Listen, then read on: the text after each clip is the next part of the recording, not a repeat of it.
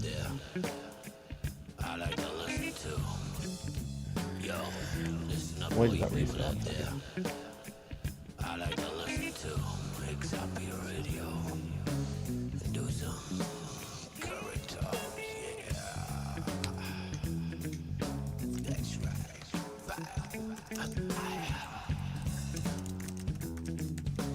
XRP Radio. Welcome, one and all. You were here already, but you are still listening to XRP Radio. It's a tag show, and I am here with two whole members of the Picassos. The Picassos. The Picassos could be their Disney name, but we'll leave that until they sell out. We have Charles Urban, who you may know or remember off our recent co-host segment, and Torrin, who you may know from about a year ago if you are such a loyal listener to XRP Radio that you remember those things. 90% of people who listen to XRP Radio probably do way too many extracurricular activities to remember those things, but we'll leave that as another thing, and we'll just treat this as if it's your first time. Aside from that, hello, Charles. I got him with a mouthful of tea. Tea? How's it going? It's good. It is tea. Yep, it is chai tea. In fact, chai tea. It would be. It would be. Love it. And Torrin, who I will call Thorin at least 4 more times, because every time I go and speak to one of you, I look at your names on the screen and I'm British and I say things as I see them. But Torrin, the drummer and producer extraordinaire of the Picassos. Hello, Torrin. Hi. How's it going? It sure is. We'll delve into more about how I'm feeling later. It's all about you guys. You're in an interview. Firstly, I would like to say thank you for keep coming back. You have to be one of our regular interviewees, Charles at least at the moment. You seem to keep. So what is it about this yellow and black little website that you like so much?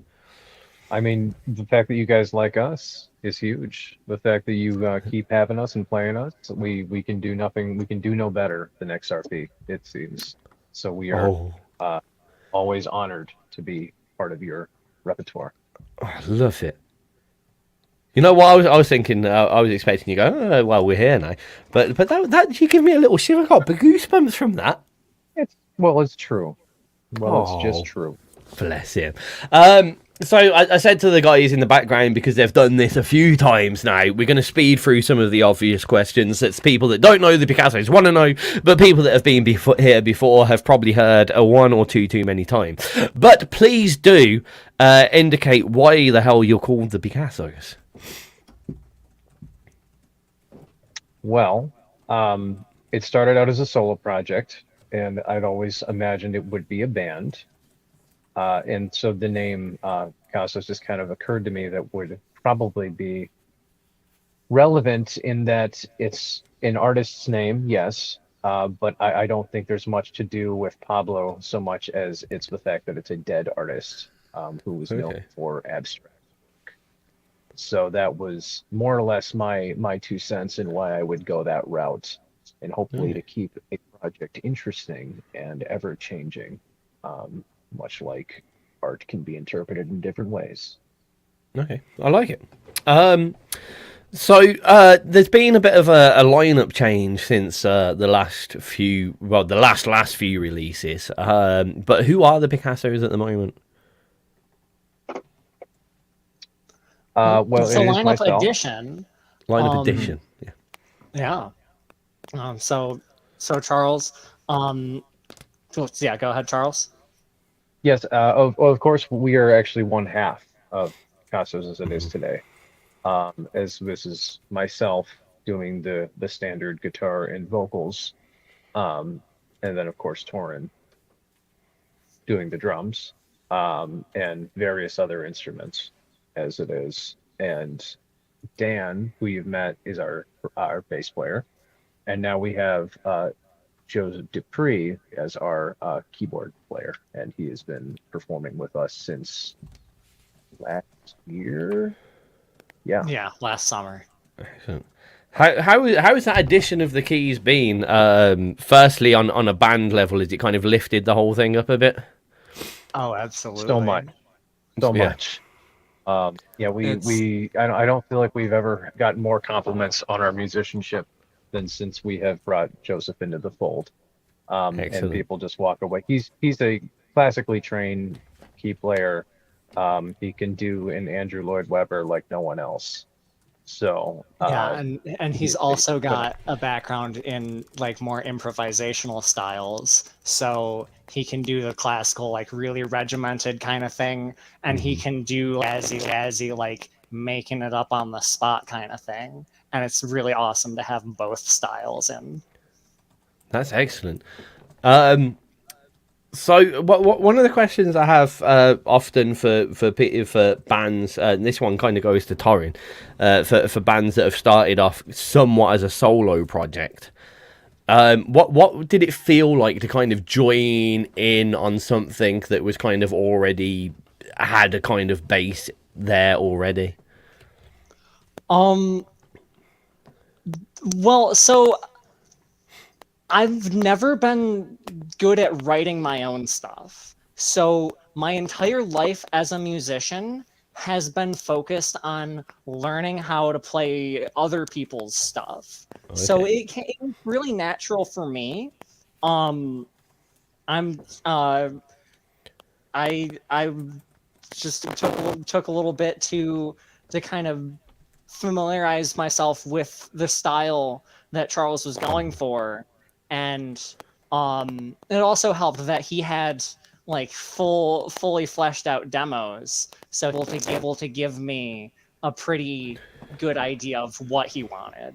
Would you say your kind of producer's acumen kind of had you prepared to kind of get involved already, and you heard something that you liked, so you did?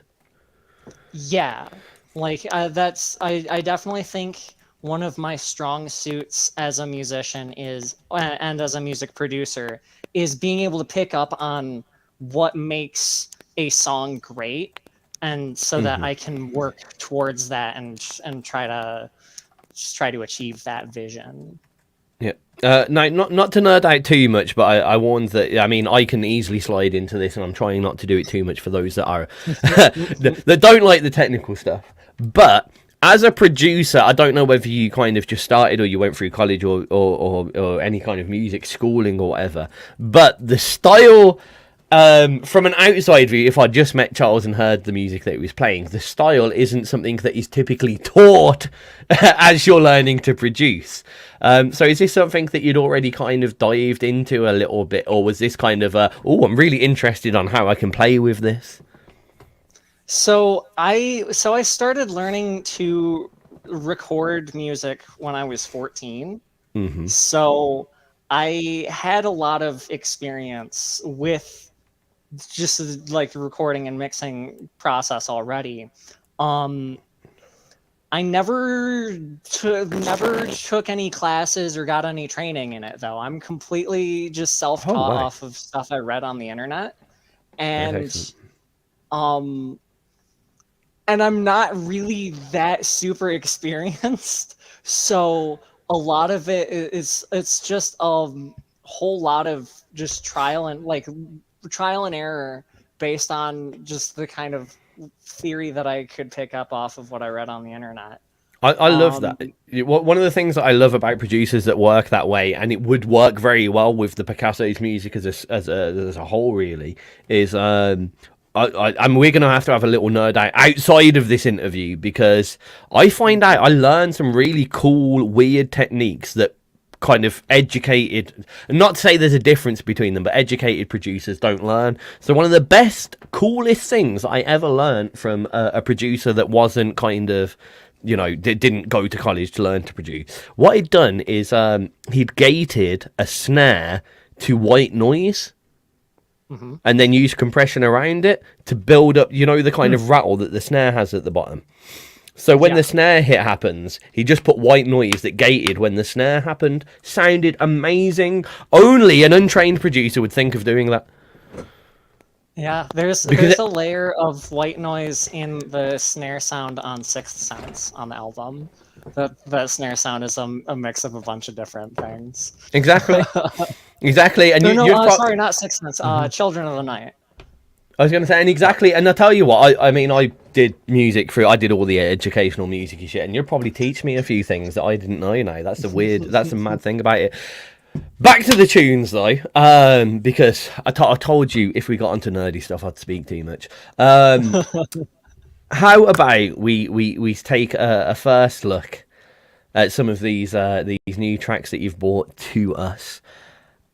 I didn't want to specify any order. So what I'm going to do from now on is anytime it comes up to a track, I'm going to ask you which one that I should play.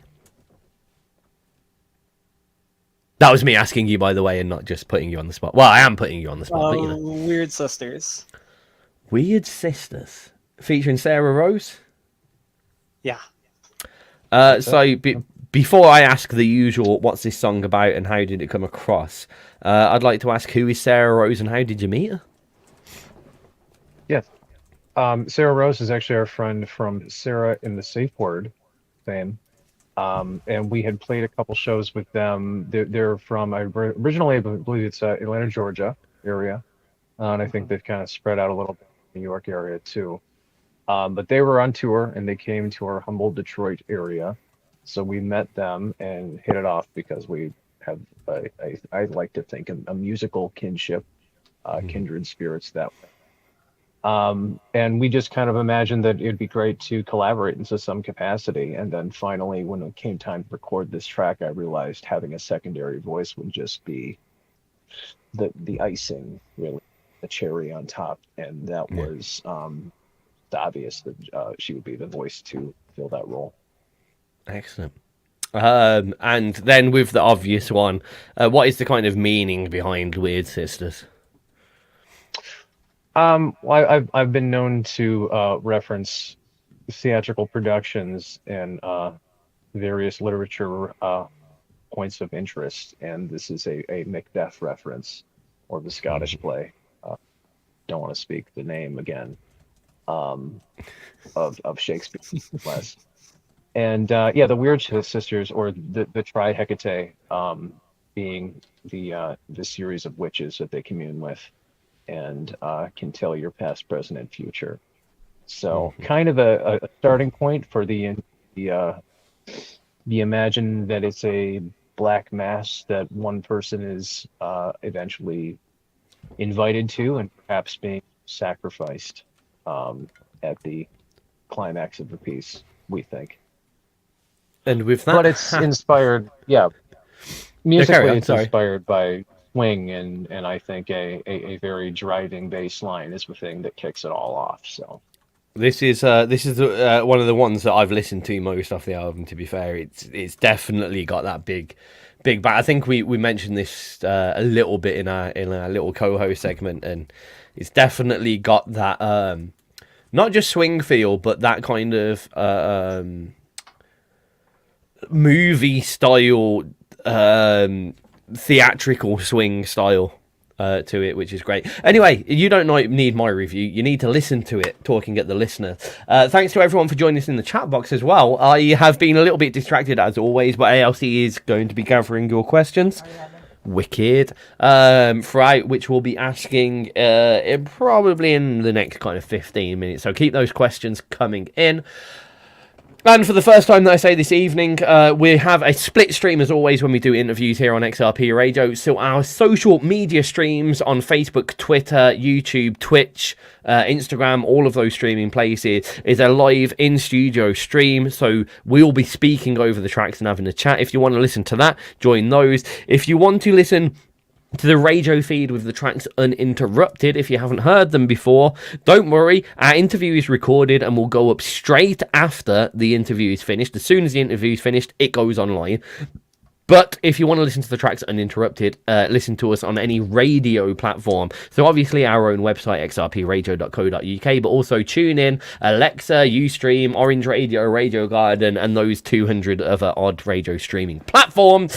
Without further ado, because I hate having to say that, because it's boring, this is Weird Sisters featuring Sarah Rose from the Picassos, who are here with me. Yeah, sorry about the boring stuff, we just kind of have to say it. Par for the course. But I love this track so much. This So much. this is an example of Joe's key work. He was just kind of doing some, I guess, a ragtime rendition of the track, and we're like, what if we just put that up top? Just everything about it. It's you know what? I've done a few kind of swung ragga tracks in my time ages ago. We won't talk about them at all. So things like this, at base level, honestly, make me horrifically jealous. Because you've done something that I would quite, maybe not lyrically, but the whole sound of the track and the way it comes across, I would have loved to be able to have pulled off something like this in my time. Yeah, I'm Just pretty proud of listening it. I'd also say that and I'll be honest with you, I haven't got through the whole of your album because I knew this interview was coming up, so I wanted a couple of blind ones to play because you know I like doing that. But out of the tracks that I've heard off your album so far, out of the tracks that I've heard off you entirely, your vocals, Charles, sit perfectly on this. It is. Thank you. It is a style this was one that. Sorry, carry on. No, yeah, it was just funny that I think this recording was like at the end of a practice, and we're like, we need to get this done because we were trying to send it off to Sarah, and this wasn't even. I don't think I had planned on recording vocals that day, but we just happened to. I don't know how many takes we did, but yeah, this is it. It really, I mean, it seriously works. Like, that's not just me blowing smoke up you, like, there's a couple of your tracks that I'm a little bit about, but this is just a stunner from start to finish. Blows me away, seriously. And I don't say that often. We appreciate it. Yeah, we aim to the reason please. why I asked for it first. Yeah, it's just a.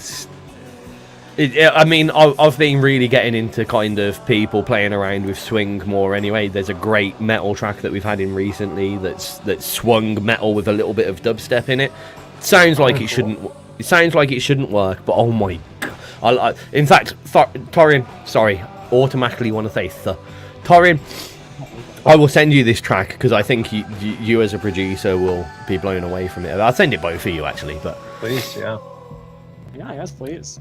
yeah, it's very different. I'd say it probably won't be like.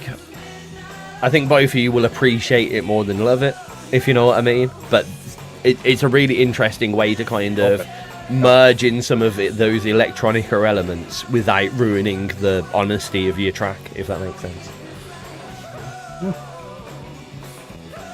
But yeah, no, this is just this is movie worthy in production.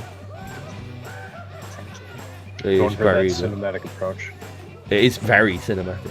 Anyway, here we go.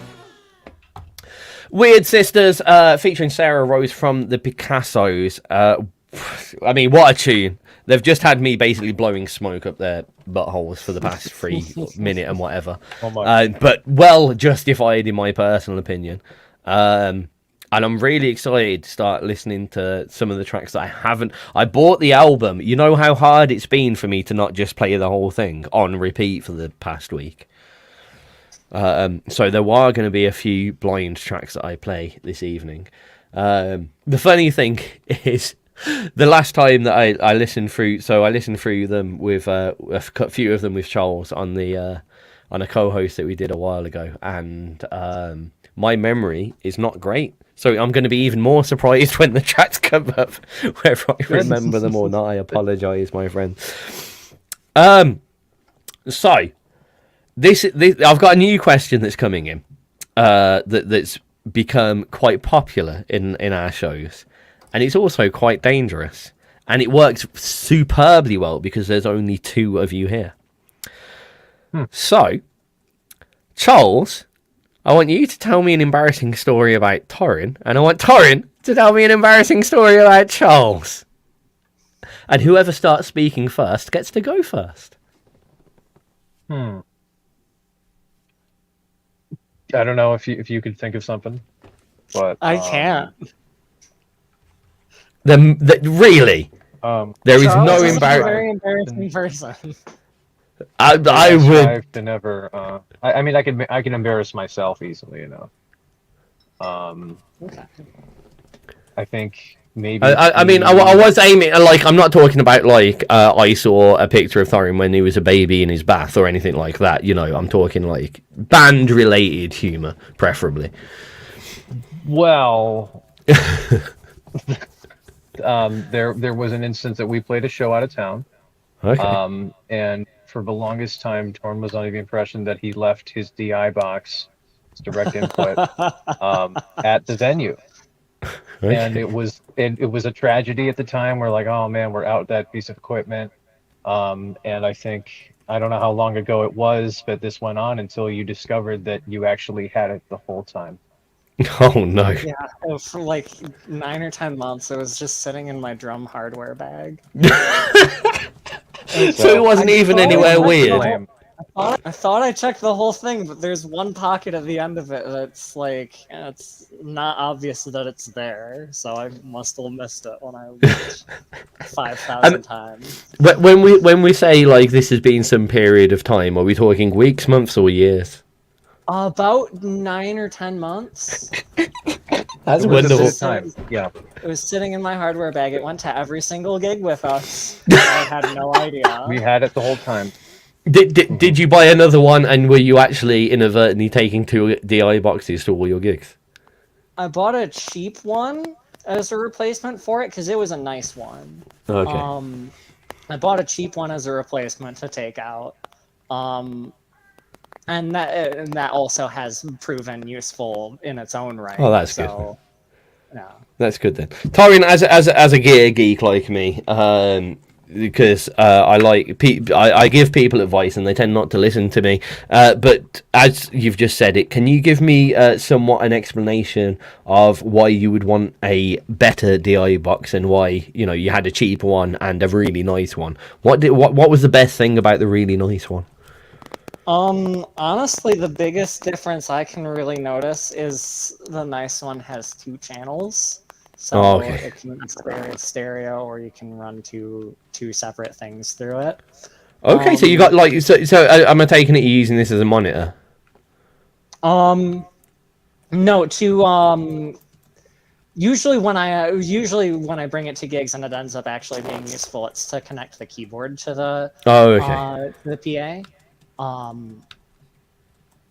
Oh yeah, I mean if he's especially with keys and especially if he's going using synth patches or anything, you want stereo. Good point. Cool stuff. Sorry, we don't run you not? stereo. Oh. And that's why I can get away with the cheap one. Is the cheap one? Okay. Is just mono, but we just run our patches in mono. Okay. Interesting nerdy stuff there.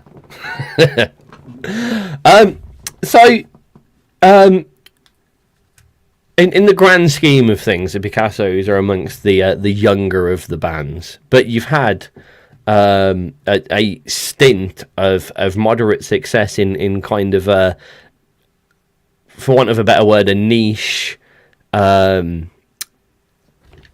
a niche kind of genre area. And you mentioned playing with Sarah and I forgot her band name, sorry.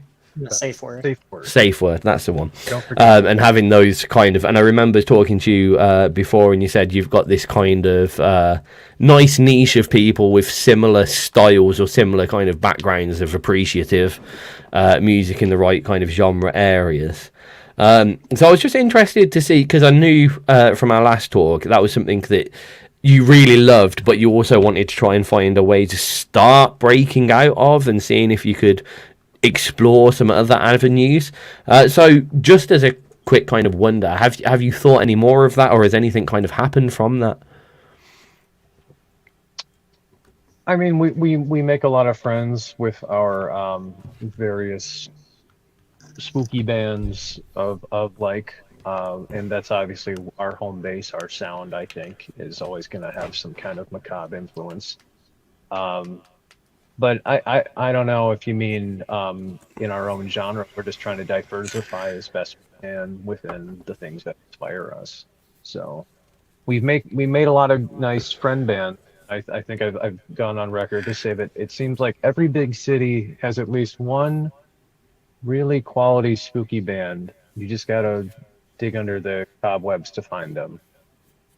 And we've made good friends with obviously Sarah Safe Word in that neck of the woods. Charm Disaster is a band that we just played with that we love now. And I'm could find one in every state that we become aware of. The way But you've obviously, said that leans me to. I feel like in the back of your head somewhere, there's thoughts of what's the word that I'm looking for now? My brain's out the window. You'll have to bear with me. I've got a headache thing happening because of stupid stuff. I'll speak about that later. What's the word now? Like a tour kind of system where you're kind of bouncing off each other's. If there's a band in every city, then there's a gig in every city, surely. that's the goal. The problem is that a lot of these bands are already on tour, so we just have to find times when they're actually home. But yeah, I mean, we have bands in our own backyard here. Second Salem being one that their singer Gerard is in fact featured on some of the tracks on this record. So we are trying to collaborate with darkly inclined artists and basically putting the word out that if you're into these eclectic dark things, then we'd like to talk. We'd like to arrange an event. Excellent. Now, previously, before we get onto another track, you've mentioned things when you do get on stage. You akin the performance to along the lines of a summoning or seance kind of vibe to them, somewhat. Which I've always thought as cool, and we've kind of glazed over as that. Okay, that's how you do it. But after the last time we spoke, I had a few people turn up and kind of say, "But what does that actually mean? Like how, apart from candles and dark lights and black clothes, kind of thing. Not to dumb it down, but like, how do you deliver?" Or what, you know, we've got the atmosphere of a seance or summoning, but what have we got to expect from that? I would say that someone has turned up already and says one of the coolest live shows I've ever seen. Thank you, Joshua Clayton Brink. What's up, Josh? Hey, Josh. He's our homeboy. So, that's quite the compliment there. It truly is. And so yeah, that was before, I think the last time he saw us was before Joe. So okay. Mm-hmm. So yeah, how do you deliver this apart from the obvious kind of? How do you deliver this vibe, this atmosphere? Well, we attempt to attack all six senses. Obviously, the music in your ears, visual effects with the candle, and such. I've been known to bring incense to shows, so you can smell that a little bit. Including we made our own vegan, gluten-free pumpkin muffins to ensure the taste is covered as well, and offered that. Wait a sec, you bring pumpkin muffins to a gig? We have on occasion, yeah. What, for the audience? Just like, here's some muffins? Yeah, for tips, for like as our merch item. That's awesome. And then the last thing is to actually see the dead. So I actually just Facebooked you an image. Maybe you can pull that up. I don't know if you can share it at all. But sure we, I can. We have a ghost now. So we You are have now a able to ghost summon an actual ghost. We think we're not sure where he came from, but he just shows up on occasion. I love more than this photo. I am going to pull it up. You'll have to. I need to press some buttons to do this. However, oh dear me, you've given me technical things to do. However, there's some fear in your face in that picture. It actually looks like you actually look scared. I mean, no, I shouldn't ruin the imagery. You are scared. There is no reason for you to not scared because a really weird ghost has appeared on stage. Ghost. It's really quite obviously a real ghost. So for everyone that is, there we go. For our viewers, There is quite obviously a real ghost That's on stage. That's a real ghost. He just came out of nowhere, just appeared suddenly. And this was at the height of our seance. So we performed a successful seance at our most recent gig, and yeah, we were very happy that we actually got a ghost to attend with us. I mean, that is quite. It's quite the image. I would also happily admit that it's hard for me to keep my face straight whilst doing this, but that is quite the image.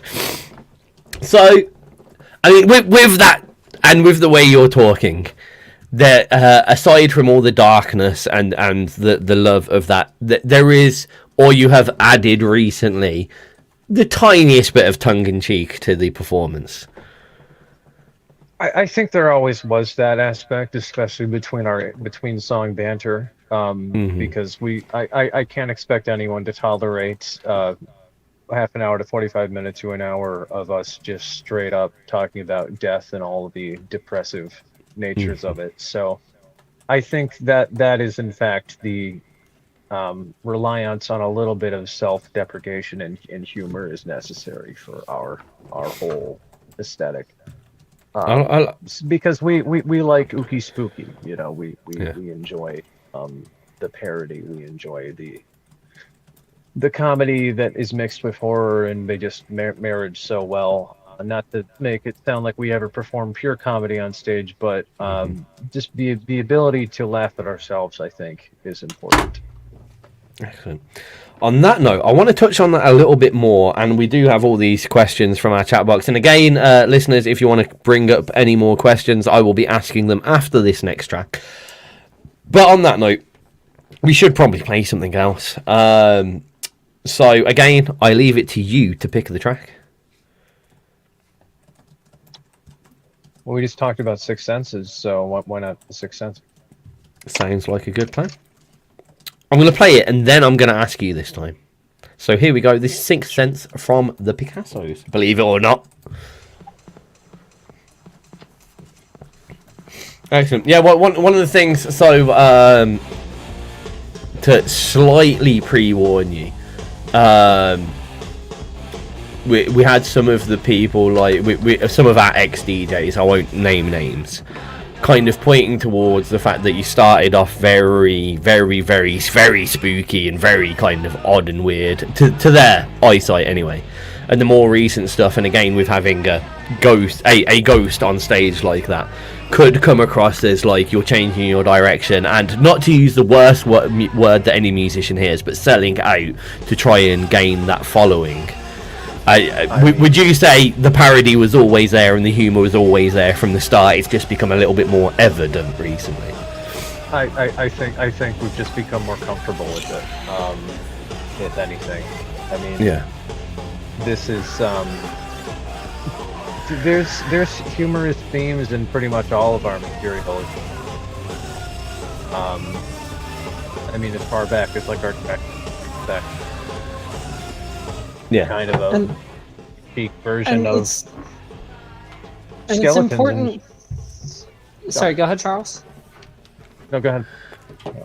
So it's important to look at death from the humorous side and with a sense of levity sometimes. Yeah. And at other times, you do need to have that gravity. I mean, our album has Wicker Casket, that's Rave's song. But we do also have levity at times. And so it's all in the process of exploring that. Okay. So I think there's something really actually very funny about death in general. I think it's actually probably the greatest joke humanity's ever known, that we live our lives and we strive and we suffer and we do all that we do just to make ends meet, and then we die and none of it ever mattered. I mean, you say that, but also with a lot of your music that you speak or indicate a lot towards the afterlife and stuff. So yeah. I mean, you've done all this stuff. Actually, I'm going to leave this till after the track finishes. But for a quick thought in your head, what I want to ask you is your own thoughts on the afterlife, personally. Because sometimes you come across quite like, oh, you know, like you've just said, oh, we do all this and then it's done. And then other times it's like, and then there's this whole process afterwards that we're not thinking about. So I know that will have its own indications throughout what you're trying to display through the Picassos. But yeah, that idea of what you two think yourself of it. Because I'm interested anyway, so I presume others will be. And here we go. That was Sixth Sense from the Picassos. So starting off firstly, for those that don't know what Sixth Sense means or is, and you're not just directly relating to a certain movie, tell us a little bit about it. Well, it is in fact the sixth sense, to the ability to see beyond, or specifically in this case, the dead or the afterlife.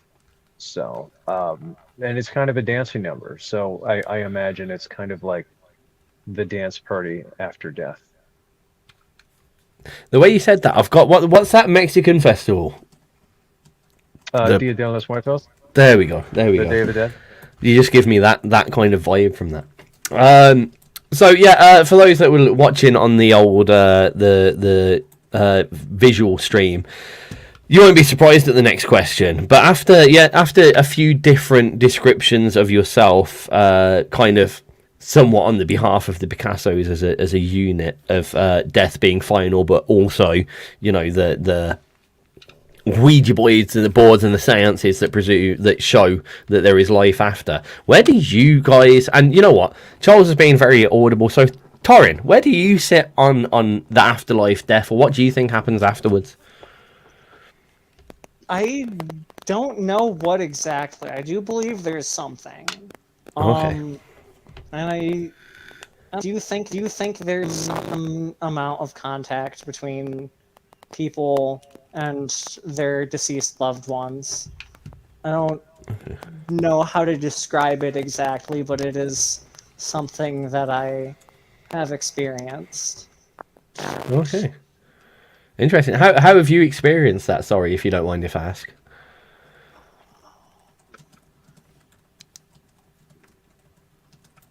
Oh. Trying to think of an example that doesn't go into detail about other people's. It's okay if that's a bit too awkward. I realised after I asked it was a bit of an awkward question, so I apologise for that. That's fine. Okay. And Charles, yeah, where do you stand on, like, yeah, you write a lot of lyrics about a lot of different death-like situations, but what do you believe wholeheartedly? Yeah, it is an ever-flowing topic of inspiration, to be sure. I mean, we grapple with mortality every day. We're trying to keep ourselves healthy and alive. So like I say, the aspect of it being a bit of the punchline that all the strife and suffering that one goes through, eventually all of that stress is done, and you get to leave this physical plane and into, I would imagine, the next thing, of which none of the things you did physically have much bearing, I imagine. Okay. So I'd like to think that there is an afterlife, and I think I'm aware that I've had my own experiences with what I believe to be paranormal. I don't know if it's necessarily the dead, but instances that I have in fact seen what I would perceive to be ghosts or something similar. But I like to imagine that we have.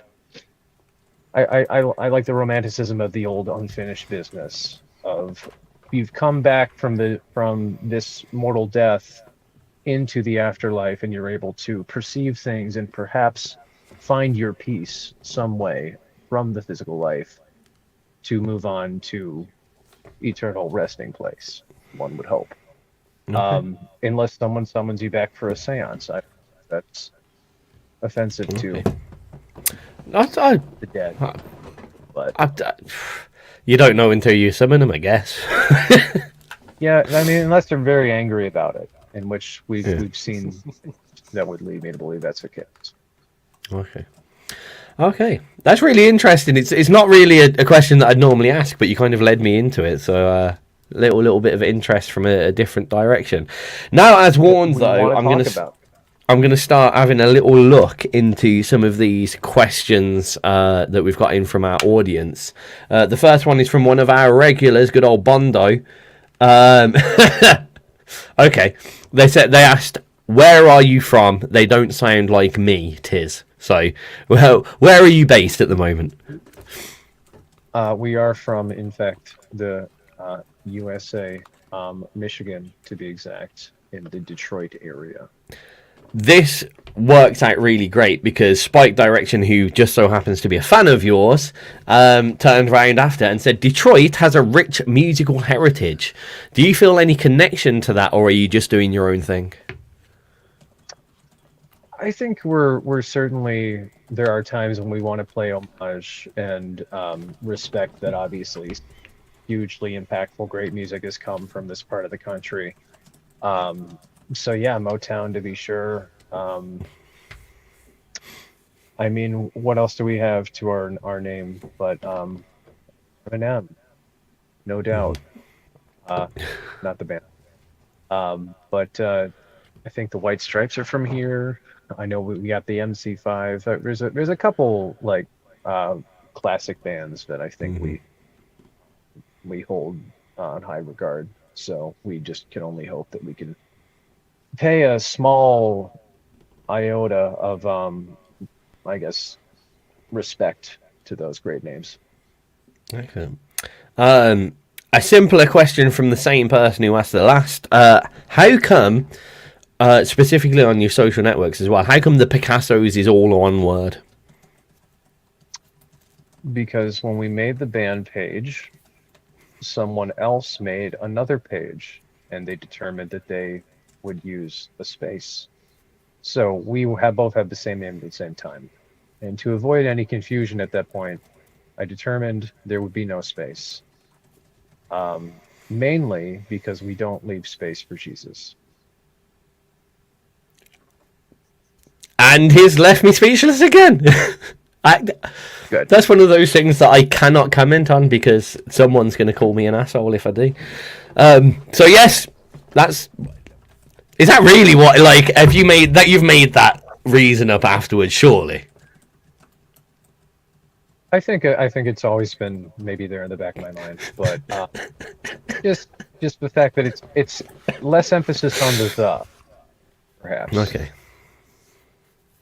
So in the future, you're going to be like, Kylie Minogue or Billy Piper or whatever, and you're just going to be Picassos, the artist formerly known as the Picassos. Well, that could be our future. Who knows? Excellent. So where have we got now? Are there two? Okay. I need to somewhat reword the way that this comes across. So one of our listeners asks, are there two people doing vocals or one singer doing more than one track? So obviously in some of the tracks where you've got someone else in, like the track that we listened to with Sarah, you've got two vocalists, but are you kind of multi-tracking your own vocals on other tracks? There's a mix. Sometimes there's lots of places where we have multiple layers. Charles. There's lots of places where we have the whole band in, and then a couple of guest vocalists across the album. So yeah. So a few layers of questions from myself now. So when you've got guest vocalists and you take that to the stage, do you tend to leave tracks that you have guest vocalists in from your set list, or do you go to the set with samples, or how do you kind of deal with that? I just try to do my best impression, usually, if I can help it. But so you'll take over their part, as it were. Sometimes. Okay. I know now we have the option because we have 4 members on stage that can be vocal, that can add extra vocals now, that we can kind of divvy up different parts between us, and that's been successful, I think, in a couple different arrangements. But we were lucky enough to play on, and I guess the real hope in having guest vocalists is when we do have a show with that band, then they can just jump on stage and play with us like we did actually Sarah Messaford the last time they were in town. that she jumped on during the part of the song and did her part, and it was awesome. great. It's awesome. So you've kind of given yourself a bit versatility of you can do it without any samples and stuff, but if the guest vocalist just so happened to be there, happy days kind of thing. Yeah, absolutely. Okay. So you'd never then pull in sample vocals. You'd rather have people doing them live on stage. I think so. Okay. Just probably an impossible task to pull off the technicality of it in the way that we do things. But yeah, we just love the kinetic energy of another human being. So excellent. I agree personally. We'll get the ghost in next time. That would be a bit of a show moment, to be fair, if the ghost jumps on the mic, especially with a little bit of giving me some ideas now. Oh, I tell you what, half an hour with me, not in an interview, and I'll set you up a whole business. Stupid. Anyway, that's a weird question. Somewhat, I think someone might have missed some of the chat at the start of the show. So one of our listeners asked, so is Charles the beginning of this band? Which is, yes, you were the beginning, I guess. I am the beginning and the end. Don't say end. Don't say end yet. It's far too early for an end. Oh, yeah. The next one, you were asked if you record at home. So this one's probably a torrent thing. Do you use or do you mix and master on Windows or a Mac? Because this specific listener is debating on upgrading. Yeah, so I do the mixing myself. For this album for mastering we went to someone else. But yeah, so I do the mixing myself. I 100% recommend Windows over Mac. If you're super tech savvy, you can go Linux, but that's if you know how to do that, you already know that. So so yeah, I would recommend Windows over Mac. You're gonna get it's gonna be way less expensive. Mac stuff is just super overpriced, and sometimes sometimes Apple products are not built right so that they can heat properly. So then they don't work very well. So yeah, so Windows is going to be way less expensive. You can also build your own. It's not super hard to look online and get advice on how to put your own PC together out of parts. Also save you even more money. You're quite right. I mean, as a guy sitting in a Mac lab who loves Macs, I'll say you're completely wrong. But no, he does have some very valid points there. Generally, Windows machines are a lot more accessible and cheaper. I'd say they're a little bit more tech savvy, to be fair, than Macs, because Macs you just install shit and it works, and you have to play a little bit around with Windows. However, just as a quick advertisement for the world, I would hasten to add, a lot of people are complaining about the expense of Macs, right? Mac Minis are ridiculously affordable, and that is realistically the equivalent of a desktop PC. But people look at the iMacs and the Power Macs and the MacBook Pros, and they go, "Oh my god, Macs are so expensive." You can pick up a Mac Mini for about 500 quid now. It's got 8 to 16 gig of RAM, 500 gigabyte hard drive, and it all works straight out of the box. But this isn't an Apple advertisement, and sorry, Torin, you bastard, you Windows user. Anyway, but no, you I'm an have a Apple good guy. point. Mac stuff is Apple stuff is generally more geared towards just like plug and play. Just install it and it's up and running. And Windows will require a little more configuration. In my opinion, it's worth it. But you do you. You do you, boo-boo. It's all right. It's all right. No, I am, and it's good that you said that, because people are used to my very heavy Mac-handed advice, because that's what I know. So it is really good to have someone coming from a different angle. That realistic, I can't argue with what you said. I can't. You're wrong, but I can't argue with what you said. I do have to acknowledge I come from a background of having had computers around my entire life. And my Okay. dad's a retired software engineer. Oh, so right. I kind of come from a position of I'm good with computers. So take that for what it's worth. If you're not Okay. that good with computers and you can afford a Mac, that honestly might be a best bet for you. But it is gonna cost more than what you could get on a Windows computer. Okay. I'm not going to go too much more into that because I could speak on that topic for ages, and this is meant to be a Picassos interview. And I'm seeing Charles like nod in agreement, but be a bit like fucking tech bastard. I'm a bit of an Apple head myself. So Oh, you're an Apple. Good news. I record demos on my Mac. Yeah, see, Charles does it right. It's all But right. of course, Anyway, fully. wicked. We'll all take a few more questions from our chat box. We've got a really good crowd in tonight, so thanks everyone for joining us. I am looking at the time, so I will ask you when we play our next track what time you guys are on. However, it is that time once again for me to tell you, for me to ask you, for you to tell me what should I play. I can English sometimes, I promise. Torrin, what do you think? Wicker Casket. I think this is one that I haven't listened to yet, to be fair. I think this one is the best representation of us, just in general. Just in our entire rep. This song is just the best presentation of us. Okay. Well, sorry, what was that? The best marriage of all the sounds? Yeah, of all the influences, I think it kind of Okay. you kind of get all elements that we try to achieve. Excellent. Well, let's give it a go. We'll talk about it a bit more after it. This is Wicker Casket from the Picassos, believe it or not. That's good to go. Yeah, what time are you guys on a time limit at all? No, yeah, we're good. We're good. We imagined that our other band members would join us when they can, so we told them that we'd be doing this till 6, if that's true on our side. Cool. 6. I think it should be true.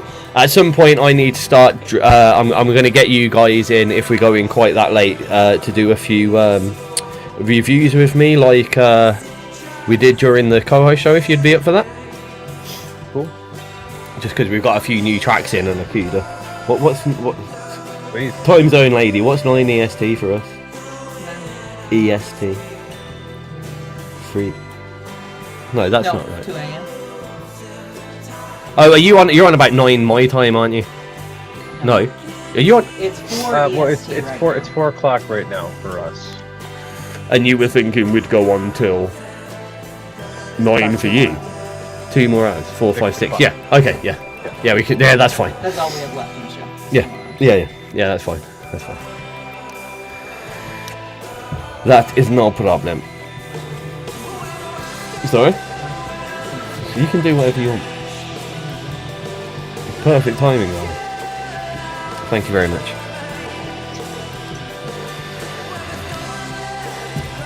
So real quick, just heads up, I'm grabbing my laptop because I gotta change what device I'm tuned into. No problems. I'm here, my phone battery's about to die. So No I'm problem. gonna have to hop off and then hop back in on my computer. To be fair, I think that might be a bit better. You had a few glitchy moments whilst you were speaking, so Okay. Oh, I get So it. yeah, I'll be back in about like a minute or so. yeah, no worries.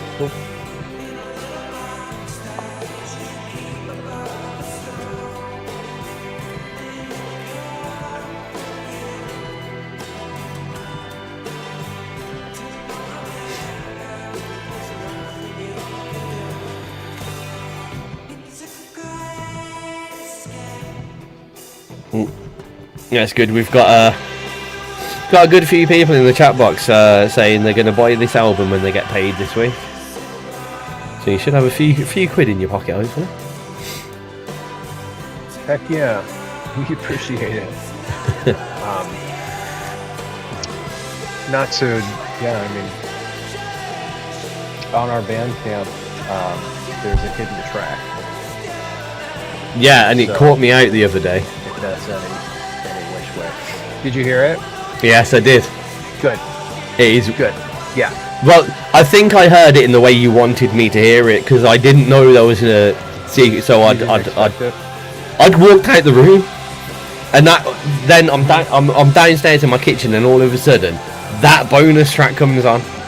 What the fuck is going on in my house? Because I don't listen to shit quiet. Let's put it that way. Good. So out of nowhere, I've had there's about a minute and a half silence between the two tracks, isn't there? Just about. Yeah. So yeah. So I've walked downstairs and then I've heard quite the ruckus. Yeah. It's called Candlelight Vigil. It's a redux of our oldest tracks actually. Okay. Yeah, it was quite more of a surprise than if I'd have been sitting in the room with it. Let's put it that way. Good. That's yeah. I think we've achieved our goal then. Yeah. I think it's good. Do you make note of the bonus track on the actual Bandcamp? Because I'm silly, I didn't look. No, we don't. I don't think we do. Yeah. I don't put it on there. But it shouldn't be it shouldn't be obvious. If it Yeah. is. It just happens to be a 12-minute long track, so you're like, well, there probably isn't one song. But let me hold you there. Sorry. we left the listener aside. Maybe we just left it. They are. Yeah. That was a wicked casket from the Picasso. Just talking about there might possibly be something secret at the end of a certain album that you might want to buy off Bandcamp if you go and buy it. Maybe. I can't wink at the moment because I have pain. But there we go. We've just got another question whilst we're waiting for Torrin to rejoin us. A bit of an obvious one, but one that all artists love to say. Who are your influences?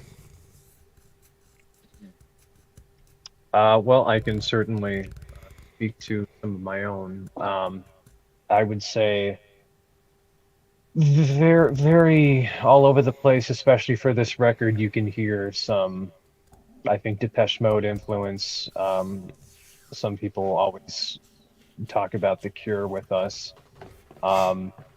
Some obvious stuff like Sisters who were just in Detroit actually last night, which I missed, but I could feel them in my bones that I knew they were here. Tom Waits is a huge one for me, and we tried to do a little bit of an homage to this the one track that you've done. I remember listening to it. Is Tom Waits incarnate. So, if honestly, if you'd turned around to me and said you'd Ouija'd or summoned anyone up in your entire life and said, and it was Tom Waits, even I'd be like, yeah, you did, 100%. He's not dead, but I know such. My old man was a big fan, and one of my favourite records of all time is his redo of the Disney tracks that he did.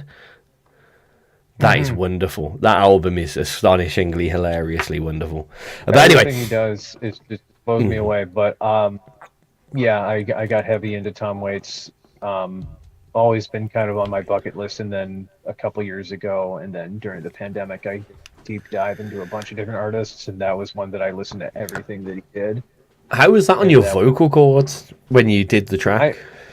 The track itself, it's funny. I kind of found a good way to do it that it's not that strenuous for me. It's probably one of the easier songs to do. Really? Weirdly enough, and we add a lot of extra instrumentation in the track, so there's not a lot of heavy lifting for me to do. I just kind of get to. Well, I also have configured a megaphone live, so I'm able to use that as an extra oomph here and there. So we kind of do like regular clean vocals, and then I can swap to this distorted vocal live, which helps with some of those really grisly tones that we're trying to bring up. But so when you're actually delivering those vocals, then you're actually doing it quite quietly and enhancing it with. I do them pretty accurate to the record, but I just kind of want to add a little extra noise to it, so I like the variability, and like you'd swap a guitar pedal on to do a distorted part. I want to have that option for my voice, so I've been able to use a megaphone in that place. Right now we mic that up so it goes through the PA just fine. So it's been helpful, but influences, I would definitely pinpoint like Smashing Pumpkins is a huge one, especially on. Hmm. I would kind of call this our concept record. It's a very vague concept, but there are through line themes through the whole thing.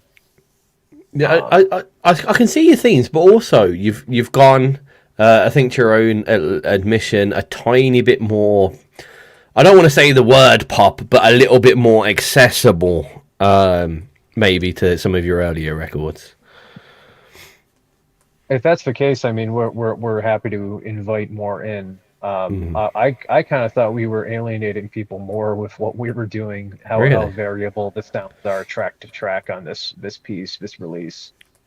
I, But I see somewhat through the sounds and stuff that you use, but I'd also say that the kind of song construction itself is a little bit more.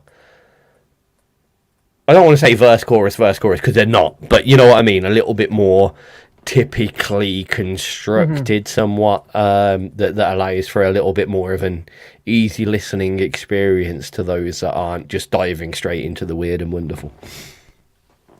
Yeah, I mean, well, that's I think good because we like to be able to meet people where they live as best we can. And we're dealing with kind of difficult themes, I think, throughout the record. The Hmm. darker stuff is, I think, a little more palatable when you have something to sing along to. So that's our Hmm. goal, is to have it accessible and something that people actually would maybe want to sing back to us, to some degree, which is any Yeah, artist's goal, I imagine. yeah. I guess a touch So, more hooky. I mean, if it hooks, it hooks. We are glad to dig in anybody's ear holes if they'll let us. Um, but Well, yeah, um, for want of a quick changeover, I'm waiting for Torrin to get back on, and also, in the nicest way that I can say this, I am in desperate need of some pain medication. I am going to quickly chuck on, um, and I'm gonna, so I don't look stupid, I'm gonna ask you to remind me of the name of the track of the Tom Waitsy track, which I think is the mhm, one that I have highlighted. it's serious business. I was right, but it doesn't want. Why don't you want to load? Ah, there we go. I was right. It Happy starts tough. days. Here we go. This is serious business from the Picassos. For those watching the live stream, don't get worried if I disappear. I just need some pain medication. This is serious business. The Picassos.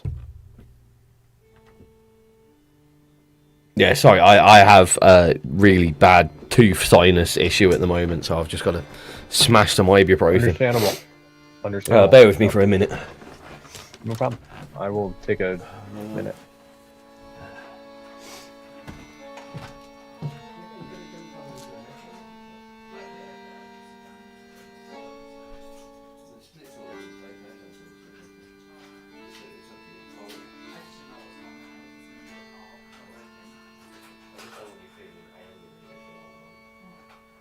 I'm in the cemetery business.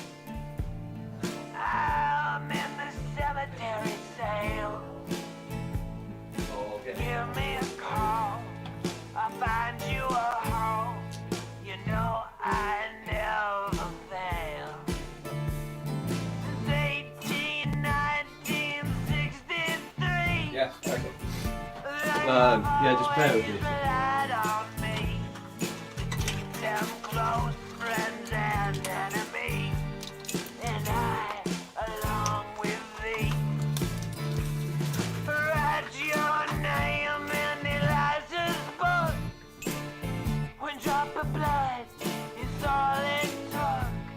You'll be here for eternity, right down here with me. I'm in the cemetery business. I'm in the cemetery sale. Give me a call. I'll find you a home. You know I never fail. Gone in the Hopefully that'll kick on in a minute.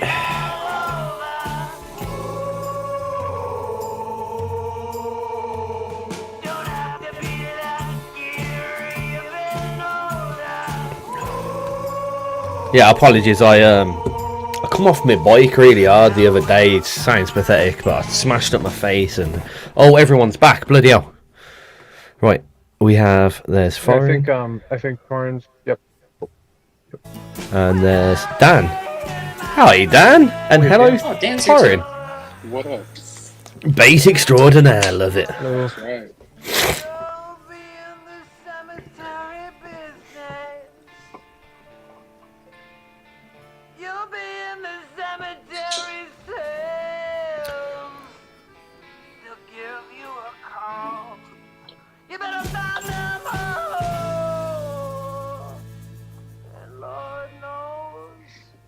Right, so if I know Dan's just joined us, but if you're up for it, if we could take kind of a 5-track step back for my normal show business, and we can look through a few of our latest submissions, and we can get your vibes on it. I warn you that some of these tracks might be very not down your normal line. It's completely random. It's just 5 or so of the latest tracks that we've had in recently for a entirely honest review. If you don't like them, you don't like them. If you can appreciate them but don't like them, cool. And if you absolutely love them, go for it. But yeah, just a couple of the obligations of this show. We have to do some live submissions, and you're here with us to go for it. So you all up for that? Yeah. Yeah. Wow. Cool. Yeah. Wicked. Right, here we are. That was serious business from the Picassos, which is somehow Charles channeling the undead, non-dead version of Tom Waits very successfully, I think everyone may add. Comments along the lines of Tom Waits with a dash of Dr. John.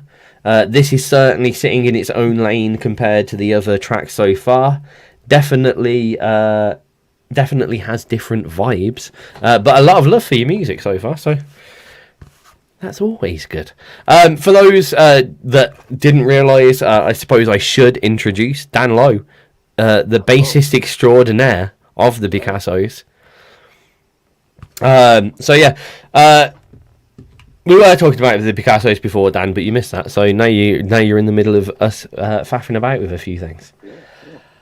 So whilst I am faffing around, like I just said, I am going to open up the doors. Now, we have... You know what? I'm going to start off with a producer. So this is going in the lines of the electronica area. But don't you worry. From his more recent productions, his music has been more in the air of... more atmospheric, more movie related. So if it's anything like it has been previously, you're not about to hear a chunking bit of dubstep or garage music.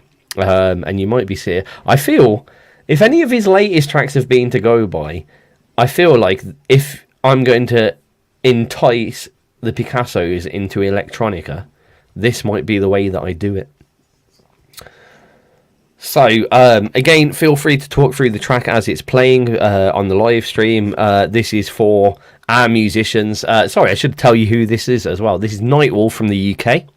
Electronic producer. He has worked in, done some work in sync licensing, so he's made game-related and film-related music in his past. He's also been played a good few times on BBC Introducing, which is, as you probably know, one of the biggest broadcasting stations in the UK, apart from XRP, of course. And yeah, it's had quite the electronica career over his life. So here it is. Let me know if you need it louder. But here's your first live review of the evening. This is Make Me Weak. And by the way, I haven't heard this before either, lads. So this is as blind to me as it is to you. This is Make Me Weak from Nightwolf. For everyone in the chat box on XRP Radio, Nightwolf is definitely after some feedback, so hammer him, and I'll read out some of your thoughts as we go on. I'm going to be playing some of the new submissions over the next kind of 5-6-ish tracks, depending on how we go, and seeing what the Picassos think of it. And then, specifically, I want to play these couple of new ones, Go Dark and Slaughtered Lamb from you guys. Excuse me. However, like I said, this is Make Me Weak from Nightwolf.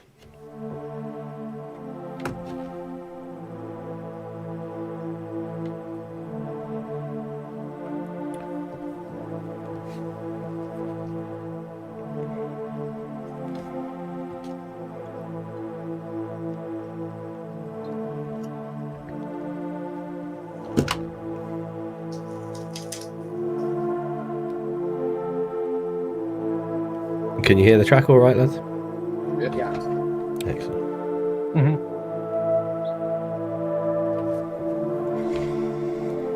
See, part of me already can see the Picassos coming onto stage to this. Absolutely.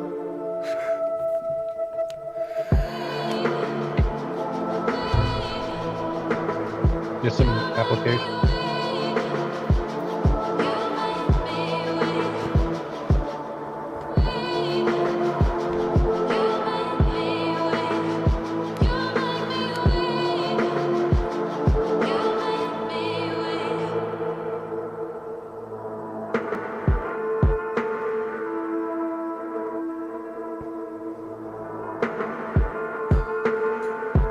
I like how the drums are really subdued.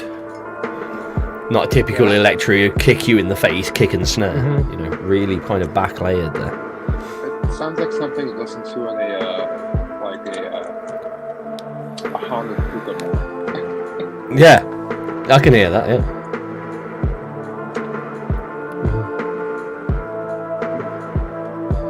The one thing I will say about Nightwolf is his production ethic is, and I cannot fault any of his production stylings. If you don't like the music, fair enough, but the sounds are exquisite.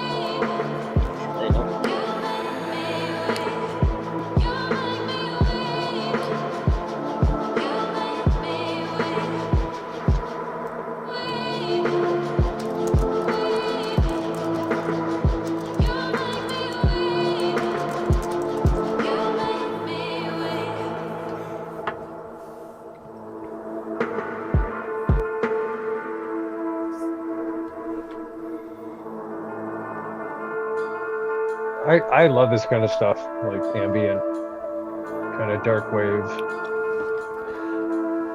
It's kind of dark wave without being 80s synthwavey dark wave, which I think is important these days. I think the synthwave revival has gone a bit too far now.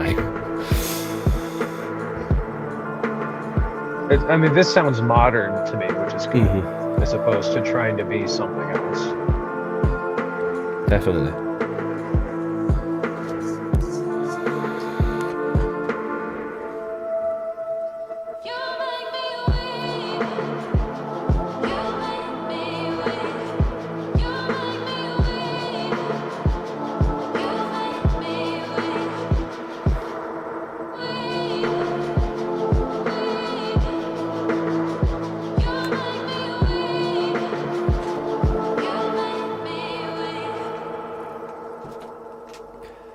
That was You Make Me Weak from Nightwolf. I'm in the studio with the Picassos who are helping me do some blind reviews on these tracks so far. We've got a nodding head there from Charles at least, which I'm appreciative. What do you think, mate? I'm very into it. Yeah, it just has such a ambient, spacious tone to it. How ethereal and like a lot of the dark wave stuff that I really come to appreciate. So I can see that as a soundtrack to something. Yeah. Not to make you repeat a word, but you said something that I found very, very interesting. That we kind of pointed on the fact that this kind of synthwave and 80s synthwave revival has gone too far. But how did you put it about how it sounds? Mm-hmm. You said something about it sounds modern, which is good I to think cut it's very through. Modern sounding. Yeah. I think is excellent. Dan, what do you think? As opposed to something that's exceptionally throwback, which I appreciate, but yeah. How do you feel? Actually, and this is out to all three of you lads. How do you feel about this kind of weird retro revival that has been very strong recently? I haven't been listening to it. Just straight up, no. Is that you don't want to listen to, or you're ignorant to it? I just Torrens revival is the stuff that he's already been listening to. I don't actually listen to music that often anymore. he's never left that anyways. decade. But about this track, I wanted to say that I loved it until in my opinion, it ended too soon. I wanted more. I think it. I think it. Like, which Charles and Dan have heard me harp a million times about dynamics and how just dynamic motion of a song or of an arrangement. And I feel like it didn't do anything dynamic. It didn't have like a big climactic moment. And I mean, I guess you don't always have to have that, but I felt like that would have lent itself to something a little more. I feel like it could have at least grown a little more at that end there. You know what? I mean, it's funny you said that, because the kind of chat box messages are kind of like it. You know, there's something missing. I think a few people, someone suggested maybe add a violin, or maybe it needs a climactic heavy part, which is pretty much what you just said. So yeah, I think a few people agree with those thoughts. Where do you stand on it, Dan? You know, it's not really my thing, but I appreciate it for what it was. It was very what's the word I'm looking for? It was. I appreciate the ambience of it. Okay. Like I said, it's just something you can just sit and chill to. Where I disagree with, if it was any longer, I think I would hate it. Okay. Fair I enough. don't love long songs, Yeah. but that's the kind of song too where it's like, oh, I can throw on repeat. Like, it's good enough to just kind of keep going through. Which then you get to just enjoy it more as opposed to still. Okay. Yeah, I understand that. I see where you're coming from there. I'd say, yeah. I think that's it. If it stayed as it is and was longer, it might become a bit dragging. But if you added what a few people have mentioned, it might bring the track out, and then an extra minute on it wouldn't be so much of a pain. Okay, yeah, a good start. I'm gonna go next for a band they're from Finland, and I believe the lyrics are in Finnish, but don't let that make you make too much of an early judgment of it. I have recently become excessively interested in Finnish music, the variety that they have over there, and kind of the different feels that they put specifically on rock and metal music. In the independent worlds are quite interesting, and I feel We're big hymn fans, so there we go. So yeah, even this does have those. I don't want to say, because it's not Eastern, but those kind of European sounds that are coming through in the way that they're creating their melodies and stuff. Definitely. Now you've got the fun bit, because I have to try and pronounce a Finnish title of a track, which I am terrible at. It's apparently called Las Palmasin Orinkovarjot. I'm almost famous for pronouncing these words incorrectly. So. Incorrectly. However, the band are called Tomu Tomu. That's Tomu spelled twice. You can get them on all your favourite social networks, and some of the ones that you don't like as well, like Tomu Tomu Band on the / of Facebook, Twitter, Instagram, etc. And again, this is another one that I haven't heard before, so you'll be blind reviewing this with me when I press play. And hello, Elsie. Hello, Tiz. Have you joined us? You finished work? I finished work. Perfect. I apologize to anybody who was watching and could see me in the corner just making ridiculous faces as I was listening to calls. Oh, well. Now you get to listen to music. It's okay. Are you ready for some Tomu Tomu? I mean, yeah. Here we go.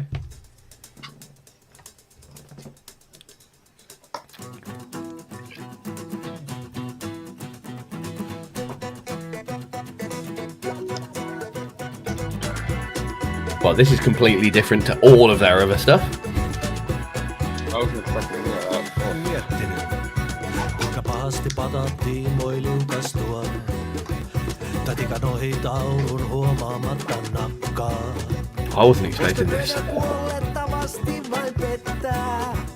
Saako Joo. aivan erosta enemmän? Onko steariini tarpeeksi? It sounds like something you'd hear like at a very awful Mexican cantina. I mean, tell me I'm wrong. It's got some tequila. It's that tequila beat, to be sure. Yeah, that rhythm of tequila. Yeah. Yeah.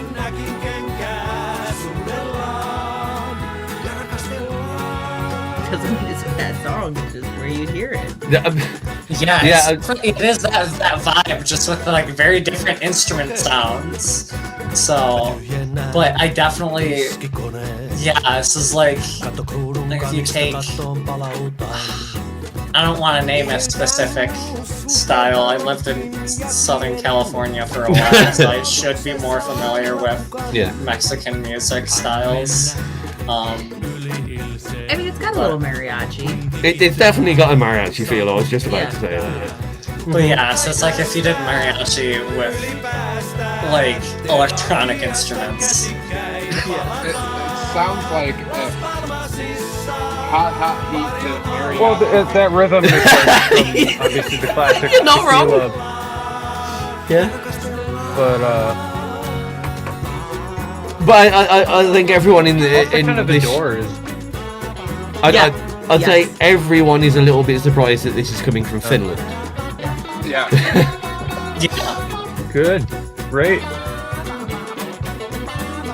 I do find it. I mean, it's hard when, as a radio presenter, you kind of get into the pretenses that certain music come from certain locations, and obviously Finland is very well known for its metal side. So I love it when something different comes out of a country and you can kind of display that and go, look, Finland isn't just this. They're not all depressive, drunk metalheads. 99% of them are drunk. No, I didn't say that. I didn't say that. This is drinking. Like the Doors, but happy. Yeah. Yeah. The Doors, but happy. I don't think the Doors could ever be happy. You know what I mean? But happy. I love that. No, that you're right though. Yeah.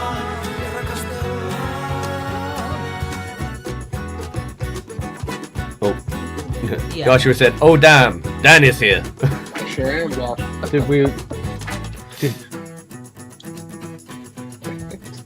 Hot heat mariachi. Did we get torn back? Yeah. Did we lose him? I mean, he's got a window. Here we go. That is. Yeah, can you hear me? Oh yeah, we've got you. We've got you. That is Las Parmesan Arin Kakkergerdrat. You know what? Is anyone else here interested in what Google Translate says what that is? I am actually, yeah. Let's see. Google Translate. I'd like to hear it.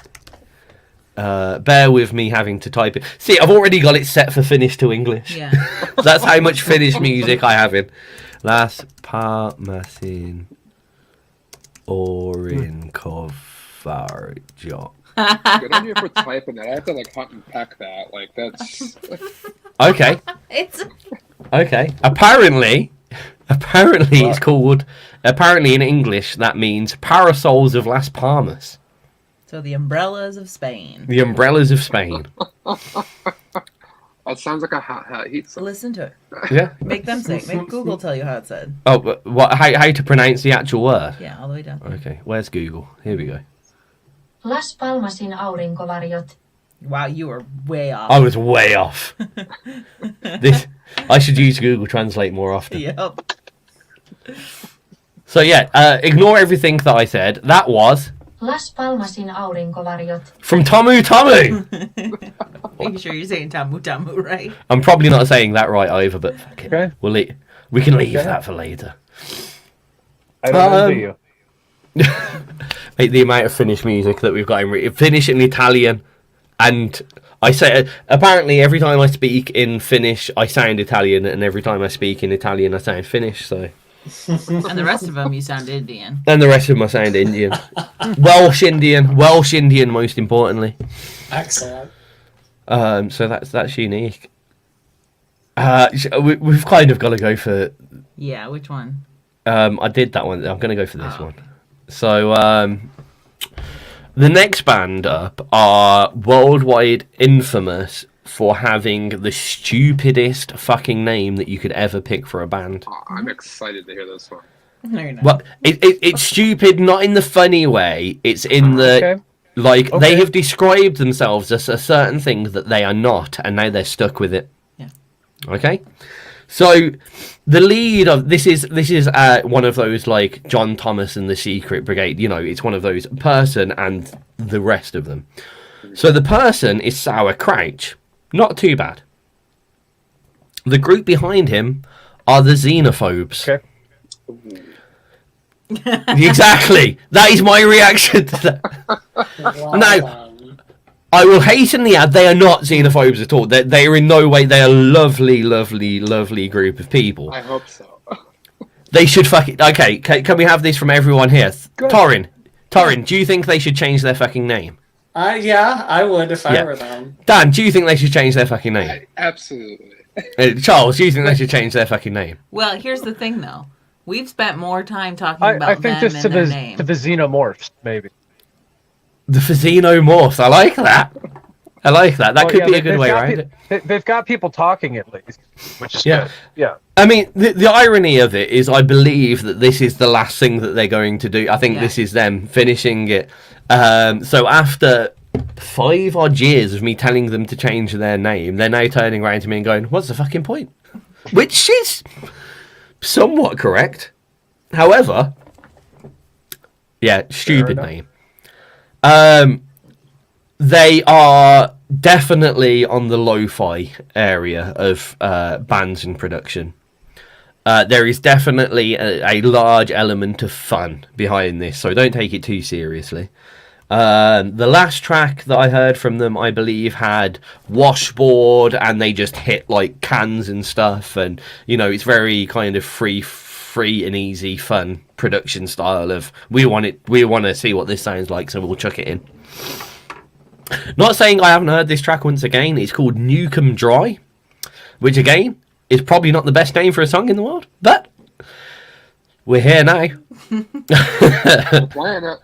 I'm playing it. It's too late. We talked about it. We've talked about Creativity. it. I mean, you know what? Like Charles said, they've definitely got people talking. It's just, if they were a super famous band out there and someone got named, they may have some aggro. But I guess if they're finishing now, the aggro's over.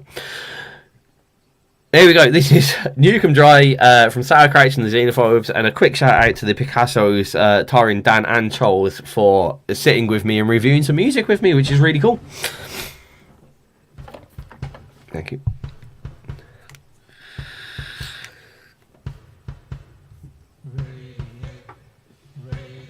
Yeah, the Xenophobes has been a running joke here for about 5 years. Yeah, this release is the final one from Sauerkraut. What is a xenophobe without me?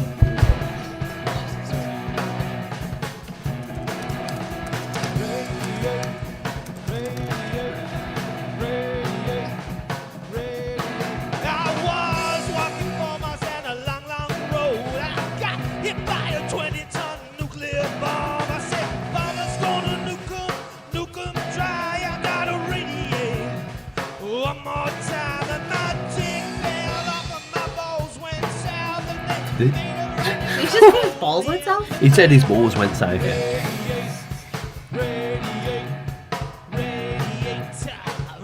What can you do? I love this kind. I mean, it has its place. You know what I mean?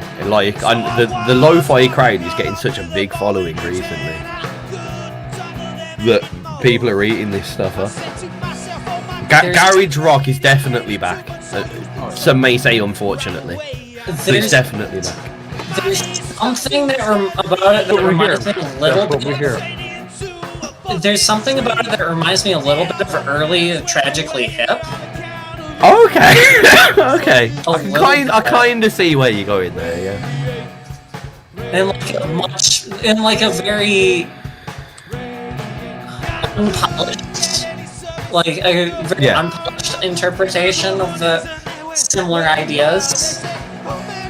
So what I find with a lot of these bands, I think this has been done a little bit better, but especially one of their kind of sister bands, the Spike Direction Effect. Like, they record a lot of their music straight lo-fi. Let's just put a microphone in the middle of a garage and we'll play around it, and that's that. We'll put that on Bandcamp and we're good to go. And there's a massive push for these bands, which, back in the day when the likes of, the Sex Pistols and that were up and coming, and that garage punk kind of vibe worked, it had a good following, and it seems to be making a revival. But it was I find it a weird revival to be happening. I think the best way to describe that revival, though, is it's a direct response to this oversaturation of like digital music. Like everything is so overproduced to a point. Like most instruments don't feel real anymore when I hear some songs. So I really appreciate the attitude and drive of the lo-fi, hey, let's just throw a microphone. That's how I've always wanted to do my own stuff that way. There's something real brought to it that just the spirit of it. One thing that I've had a following through for singers specifically is a lot more honest vocals on tracks with less compression, less reverb, less pitch correction, and more, when people are late saturating it with chorus and phase and stuff. And seeing some of the... let me just check the time on this track. Yeah, seeing some of the even the high-end electro artists allowing their singers on their tracks to deliver honestly without being saturated, I think has been great. And I think it's kind of came from as you were saying, this saturation of digital high-produced sound. Almost, how do you sound different then? If everything's produced to the same standard with the same formats, how do you sound different as a band?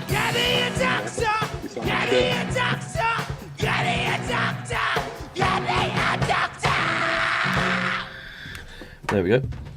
Sour Crouch and the Xenophobes here on XRP Radio. We're still here with now 2 of the 3 Picassos of the 4 Picassos, because there's another one now.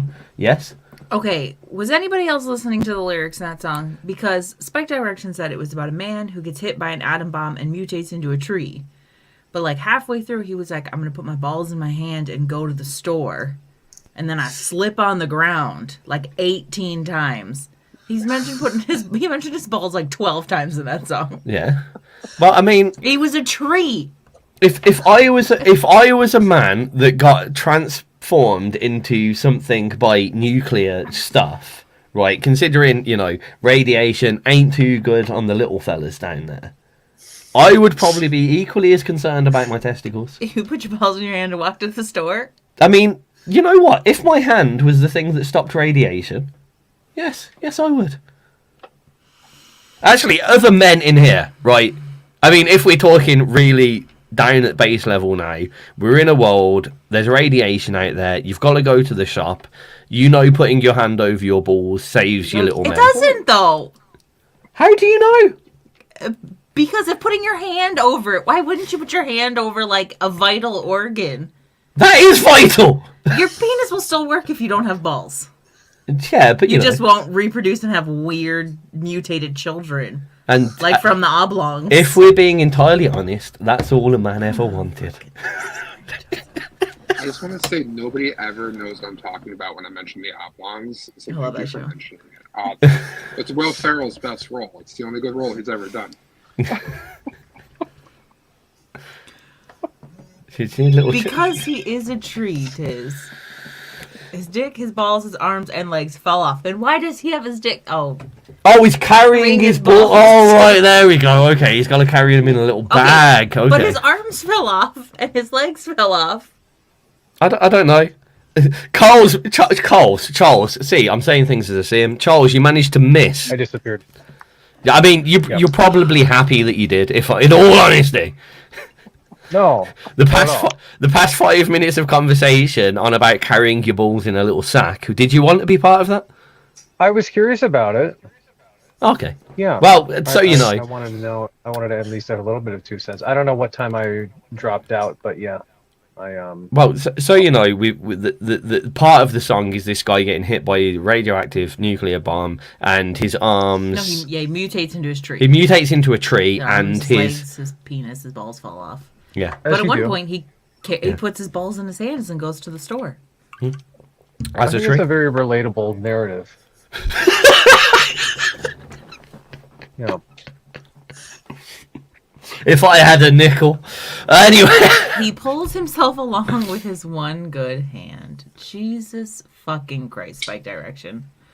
We're done playing Sour Crouch songs. Yeah, I'm glad that's the last one. Done with you, Spike. I love you. Well, now I'm a massive fan, so... Well, I tell you what, I will point you in the direction of Sour Crouch and his Xenophobes.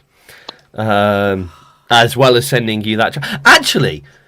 You know what? I'm going to distract a little bit. Do you remember I mentioned earlier the track that was a bit swungy but metally and Yeah, and that? How do you guys fancy having a listen to that now? I would love to. Yeah. I'm hoping this is the right one. Yeah, that's the one.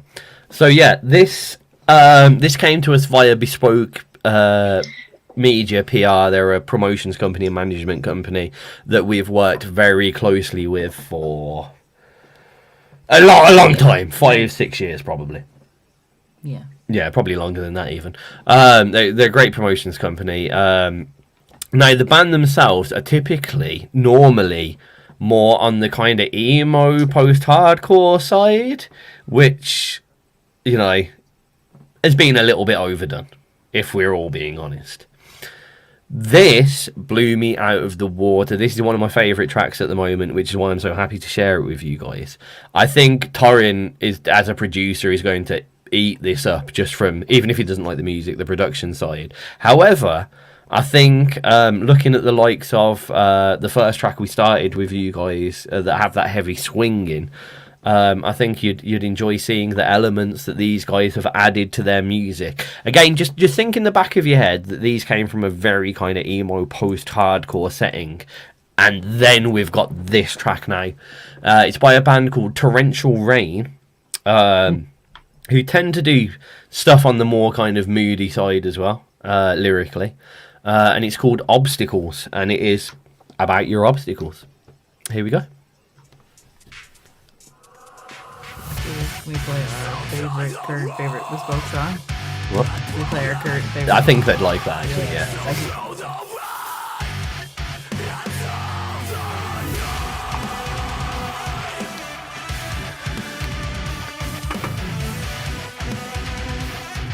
See, they've always got like a jazz swing going on. Which is very, very different. Exactly. Everyone I've played to, everyone that I've played to so far has had that face, like. This is like the first time I heard Norwegian reggaeton. Yeah. And my brain was just like, nope, hold on.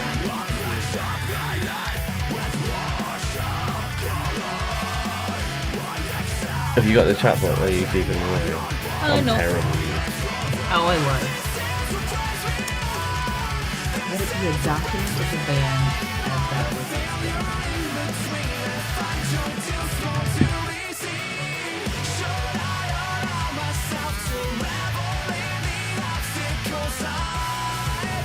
was. I'm surprised that you guys haven't done anything like a lot more electro-y.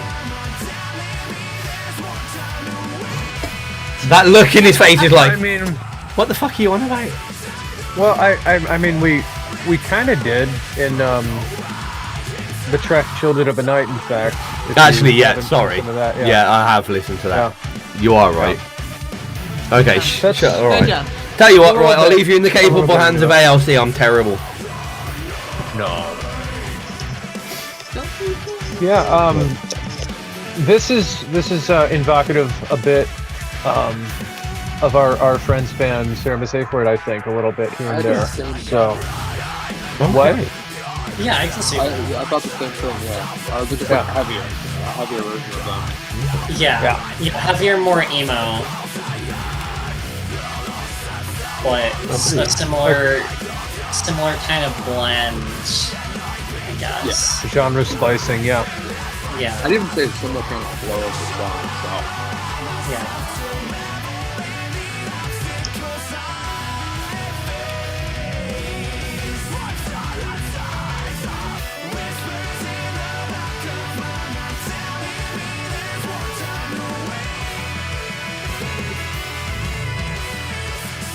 Having a little scroll back through what people Kind of say. sounds like a Treyu. Okay. I Yeah. heard very like sales paper anchors, but like mixed with like the curse. Like X's and O's. Yeah, I'd say very desperate too. Because that's like a swing a Treyu song. Like they did a swing song.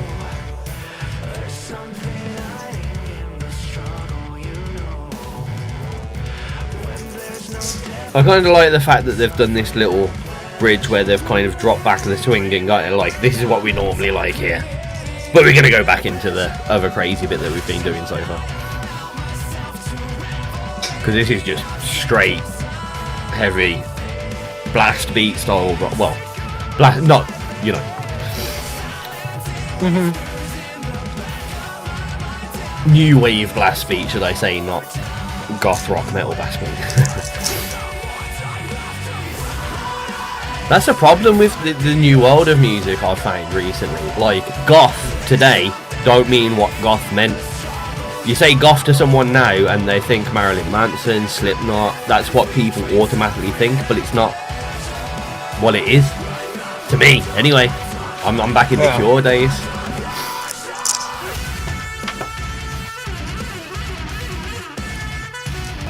But yeah, there's been a few times where I've introduced something as a bit gothy and people are like, oh, we don't want anything heavy and screamy, and I'm like, no, this is just like the Cure, but a little bit heavier, I guess. This saxophone solo is killing me. It's divine. Excellent. And it's unexpected, but it fits perfectly. Yeah.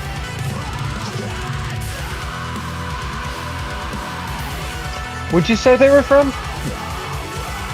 I'm pretty sure they're British. Bear with me for a second.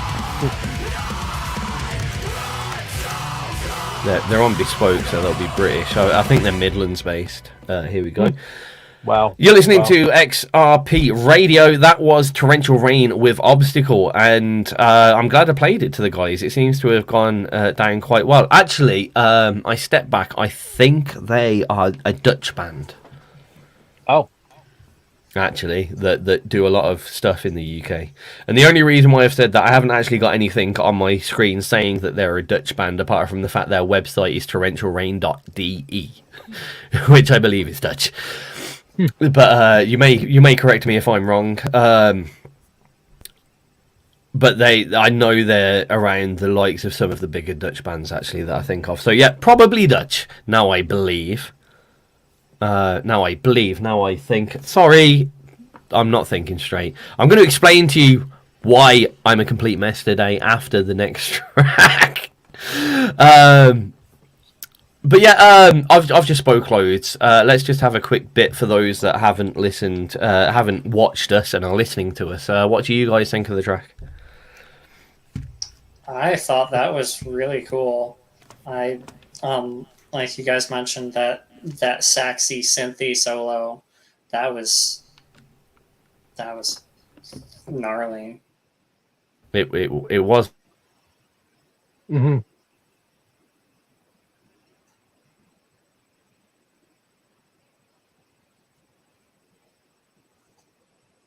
Yeah, I loved it. Just them. Tiz, I think you can hear me. We lost. I can hear you, Charles. Okay. Are we running the show now? I guess so. It's our time now. Can the public still hear us? I want the comments. I don't know. Vitas is here. I'm playing it on Facebook too. Oh, they're moving on Facebook. I don't know Oh, if this is accurate. I don't know. oh no. Well, we lost his completely. Oh, it's our show now. All right, I'll grab the guitar. Well, thank you all for sticking with us. We're seeing some Facebook chats here. There we go. Oh, there he is. Coming back.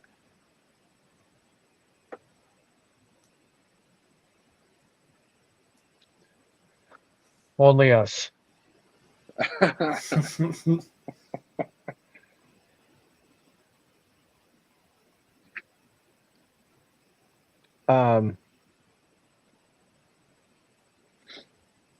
Vitas says eggs in the I Facebook saw, chat. yeah. Vitas. Go Vitas. Shelby says undead folksy boys with an X, so like LaCroix. And hot heat mariachi from Joshua. So we can report that comment. No,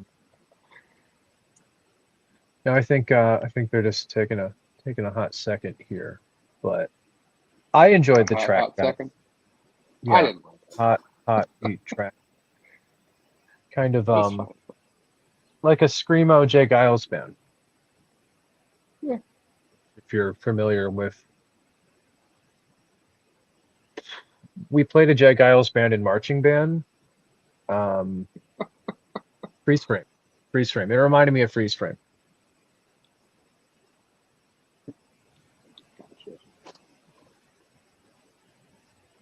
So I'm not sure if we're actually being broadcast to any of the other sources at this point in time. I think we are. I mean, Shelby replied a hot heat second. So yes. I think I'm looking. I'm not on XRP yet, so I don't know if they can hear us. Yeah, I think I'm at least seeing the comments on the XRP thing like on like a 2-minute delay or something. I'm sure it's just us. Shelby's watching live, so this really is the Picassos show. Wow, look at us. We've finally made our own live podcast. Shelby's show now. Oh. Did we lose you or did you lose us? I think you lost me. Okay. That was a new one for me. We did our best. The radio stream is still going, so yeah, not quite sure what happened there. They heard everything that we just said in the last couple minutes here? I believe they did. Well, not on the radio, but live. Okay, good. Lost him again. Oh, we lost his again. Uh-oh. Fate is cruel. It's a real SpaghettiOs kind of moment. And I'm back again. There we go. Oh, hi, Jess. What was that about swear words? It's nothing. Yeah, we were just freeze frame for you. Ah, no, wicked. Yeah, I have no idea what happened there. I apologise. I think it might be so this thing does local recording, unbeknownst to me. So I think my cache was just full because it's recorded all of your videos and all of your audio separately to my audio cache. So I think that's what's just happened. And I think after that, and when my cache's just reached max limit, it's just gone, bye-bye.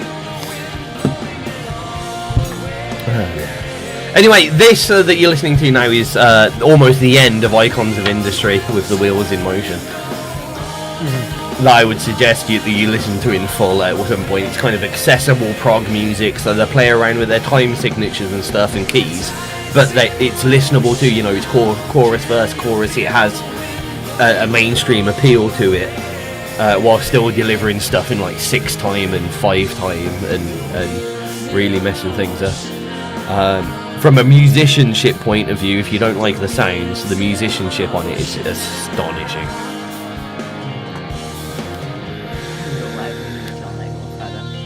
Watch us. Okay. You are listening to XRP Radio. We've noticed a few people have been ignorant to the visual stream that we've had whilst the Picassos have been here, which in some ways is actually probably lucky over the past 5 minutes because it all exploded on us. However, if you want to listen to the tracks uninterrupted without all of us chatting on in the background, listen to us on any radio or shoutcast feed, specifically on xrpradio.co.uk/chat, but also catch us on Alexa, TuneIn, Streamer, Orange Radio, Radio Guardian, and platforms that we go out on. If you want to hear the background chatter and you've heard some of the tracks,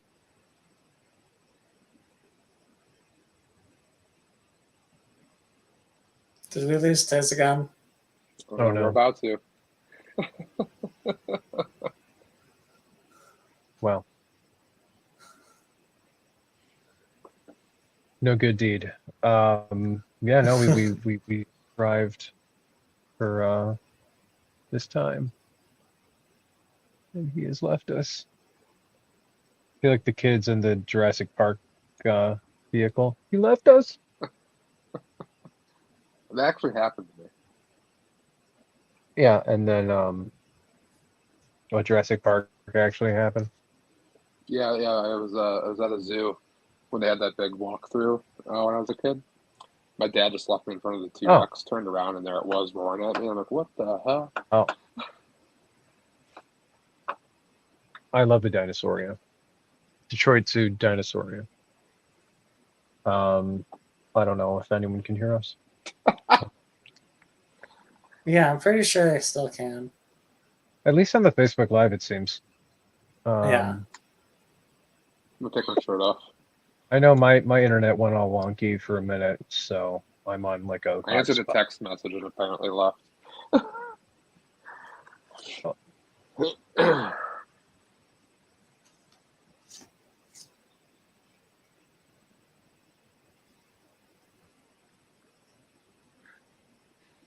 Time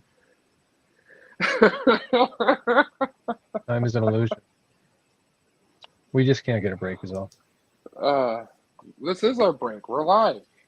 This is our live break. Do we have any Facebook folks still watching along? I don't know. I can't see them if they are. Well, somebody should start playing some music though.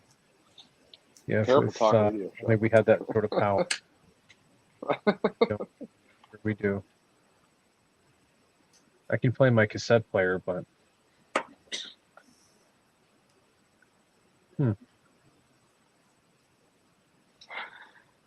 it's really weird that the Facebook stream is like a little bit lagged. So everything that I just said is actually being restated in the closed captions, but like 30 seconds. So are we just? Can we be seen in the live stream on Facebook, or is he being seen? Yeah. No, I see us. We're here. Like Shelby just showed me. Yeah. Neat. Yeah. So this is our big deal.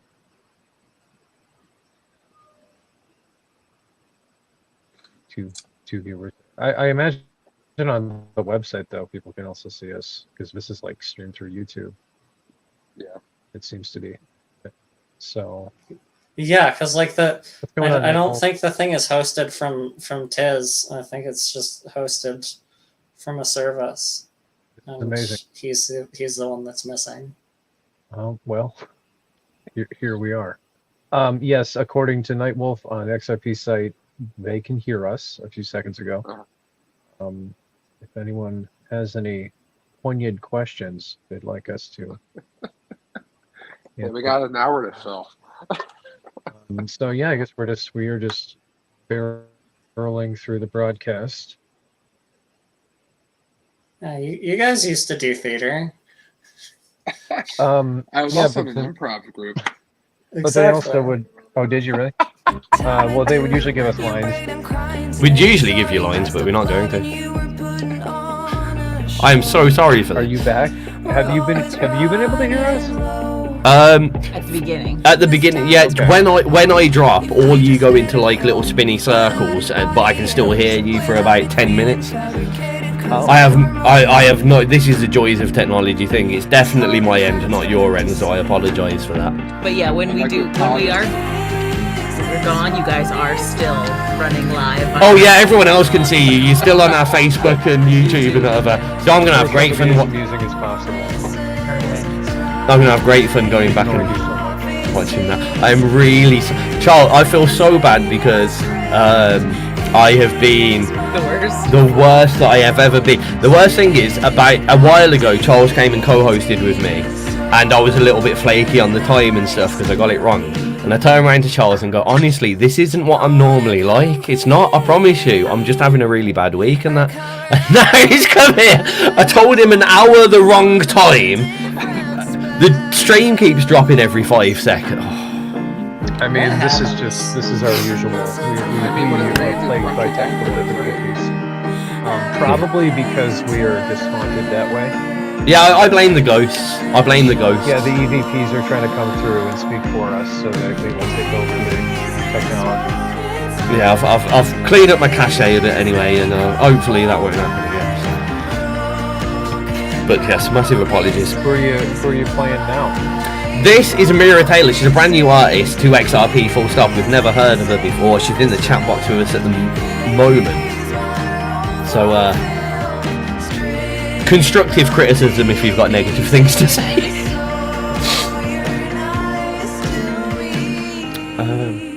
It's going right down well in the chat box, though.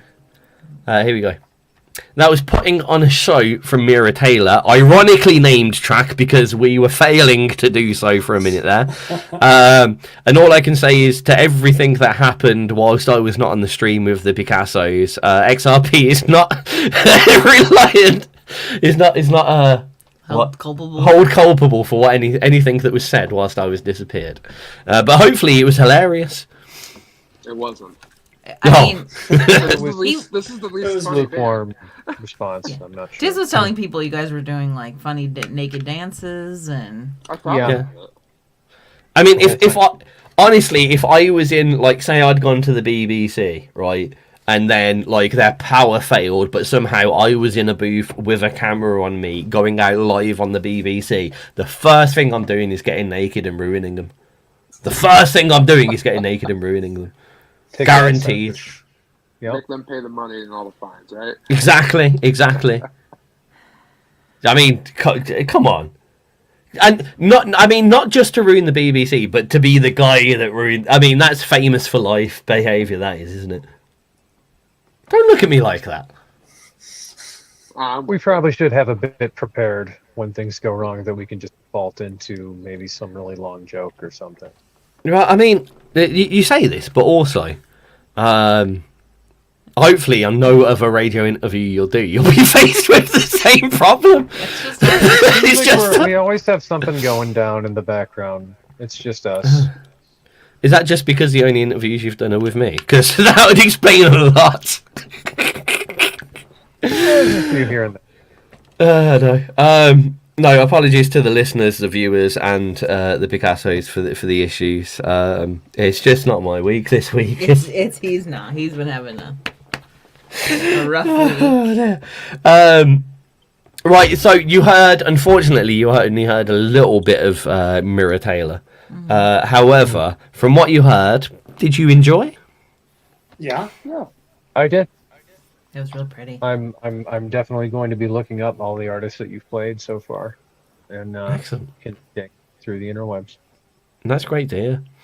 I mean, I know I've kind of nudged Charles in the direction of trying to drag him to join us here on XRP Radio, which is something that are you still interested in talking about? He's like, certainly interested. No, Yeah, not now. I'm certainly interested. Yeah, I'm happy to do it. Only so I'll he take can do you his like own your late interviews. night, midnight madness or something. Midnight Madness. We're definitely going to be talking then very shortly, and you've heard it here first. He's only doing it so he can do his own interviews without all these issues. He's only doing I this mean, with the I'm sure I'll Picassos have all the just the same. You'd be surprised. I've had the worst luck. Can we play for them our new favorite? You want to play Scarlet? Yep. Now this, I think that out of all the newest tracks that we've got in, this is the one that you guys realistically should like the most. I have heard this before, so this isn't a blind play for me. And I am going to have to try my best because... I'm gonna sing it. Oh, you're going to sing it? No. Shit, they're here. They're going to hear you, yeah. I have had a habit of singing this around... all day, every day. The lyrics are very simple but very effective. The track is called Pow Pow Pow. Pow, pow, pow. And from what I gather, this is the story of a mother that shot down her abusive partner. From what I gather. It's very dark and deep, but also done in a very playful manner, which makes it even more dark, if anything. For your knowledge, the two girls that are Scarlet, they dress. They're very. One of them is she does like skull painting, face, kind of black and white, lots of leather, and the other one. Kind of undead zombie, blood on the face, blacked out eyes. Gorgeous women. Very, very good looking women. You can't deny. But yeah, doing the they look like zombies and skeletons, which is awesome. Those are two of our favorite things. Yeah. Excellent. I think you will go down with this. It is a bit louder and a bit more rocky metally. However, the track speaks for itself. It's short and sweet. It's called Pow Pow Pow, and it's by Scarlett. This is excellent.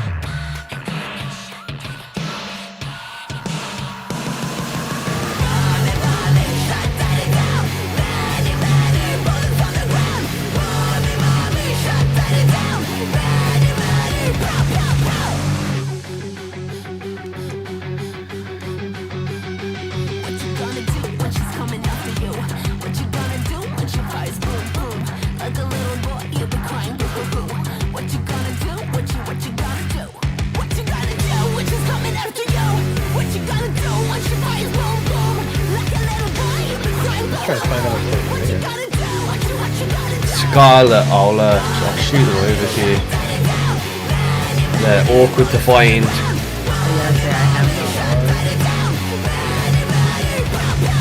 I've got it. Scarlet Metal Official.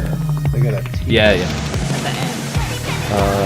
Where are you? I'll shoot it to you on Facebook now, mate.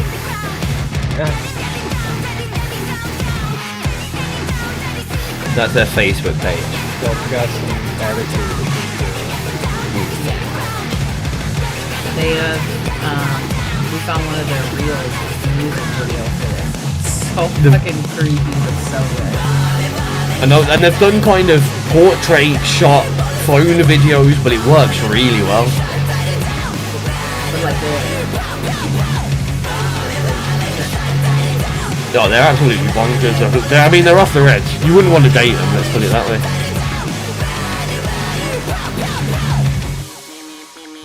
For a long time. There we go, that's Scarlett with Pow Pow Pow. I'm not even going to speak about it because the audience by now... Why have you started playing again? Shut up. Sorry. Technical problems today are horrific. But yeah, I've spoke about that enough. I think the whole world knows that I love that track, and ALC does. So, love to hear your guys' opinions. Yeah, that's got like an excellent energy and attitude to it, and just such a harshness that I always really appreciate.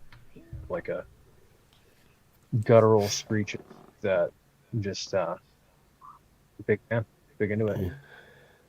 I think the way they portray themselves, their physical stage presence would most certainly be a good one to go alongside in a Picassos tour.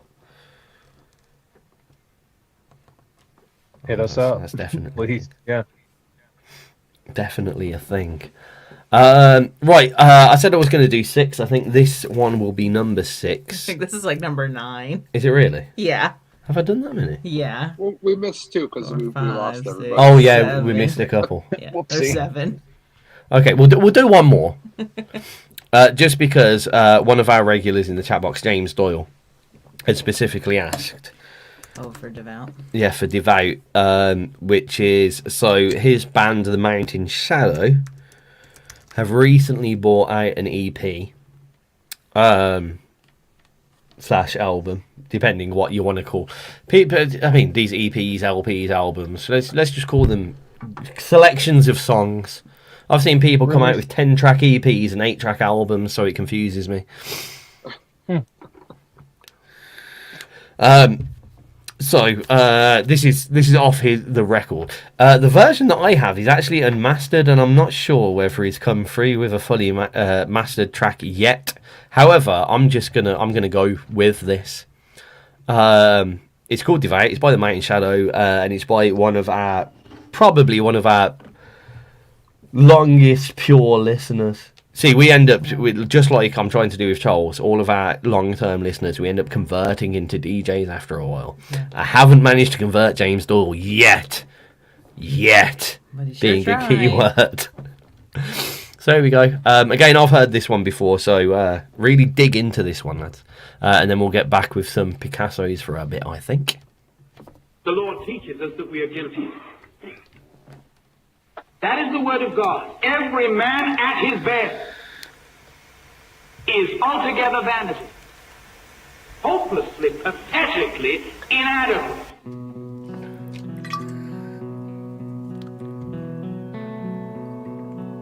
Well, I love an intro like that.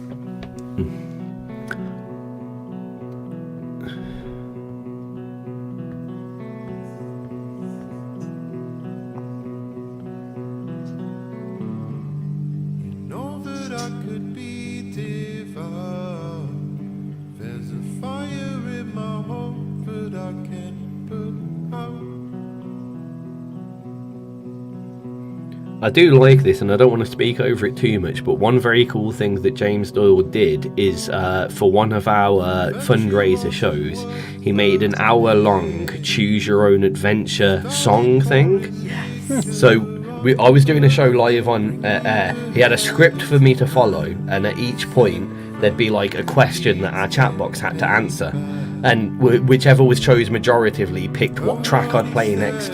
But all the tracks were created by him, and it was all like, you know, like we went up the mountain path and killed an ogre. Not quite as simple as that, but like the whole thing had a whole flow with it. And yeah, it was this hour-long choose your own adventure book, but done as a radio montage and song. Literally, possibly the best thing that we have ever, like, I love my shows and I love the tracks that I play and stuff, but as a whole show performance, the best thing that has ever been on XRP, full stop.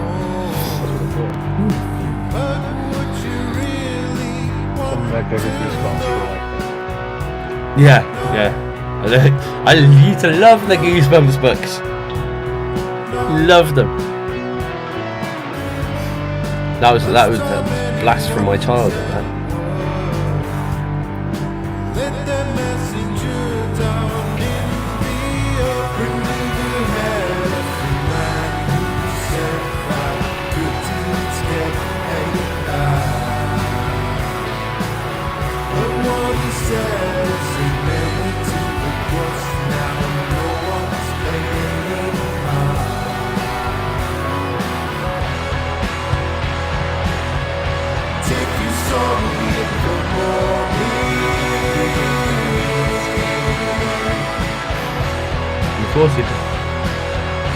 I mean, this is the thing though, one of the lads in the chat box has googled like the different, what is a single, what is an album, what is an LP, and they're saying like EP is 5 tracks, an album should be at least 12 tracks for publishing, and an extended play is more than a single but less than an LP. Which is all great and well, but like when bands are releasing them on Spotify and stuff, they just tell you what they, you know, this 10 track thing is an EP. That's like a lot of the services tell you what it is. I think like whatever service we use, oh, this is an album, like that tells you. Oh, okay. Well, and there's people like Craig, who have never in their lives uploaded a full album. They upload one song every week, and there's like 7 or 10. No, I mean Craig did the Third Bridge album. He has done it. He did one album like 14 years ago, and he just keeps adding a new song to it every month. So we love Craig though, but his album, like a single with like 10 remixes like that.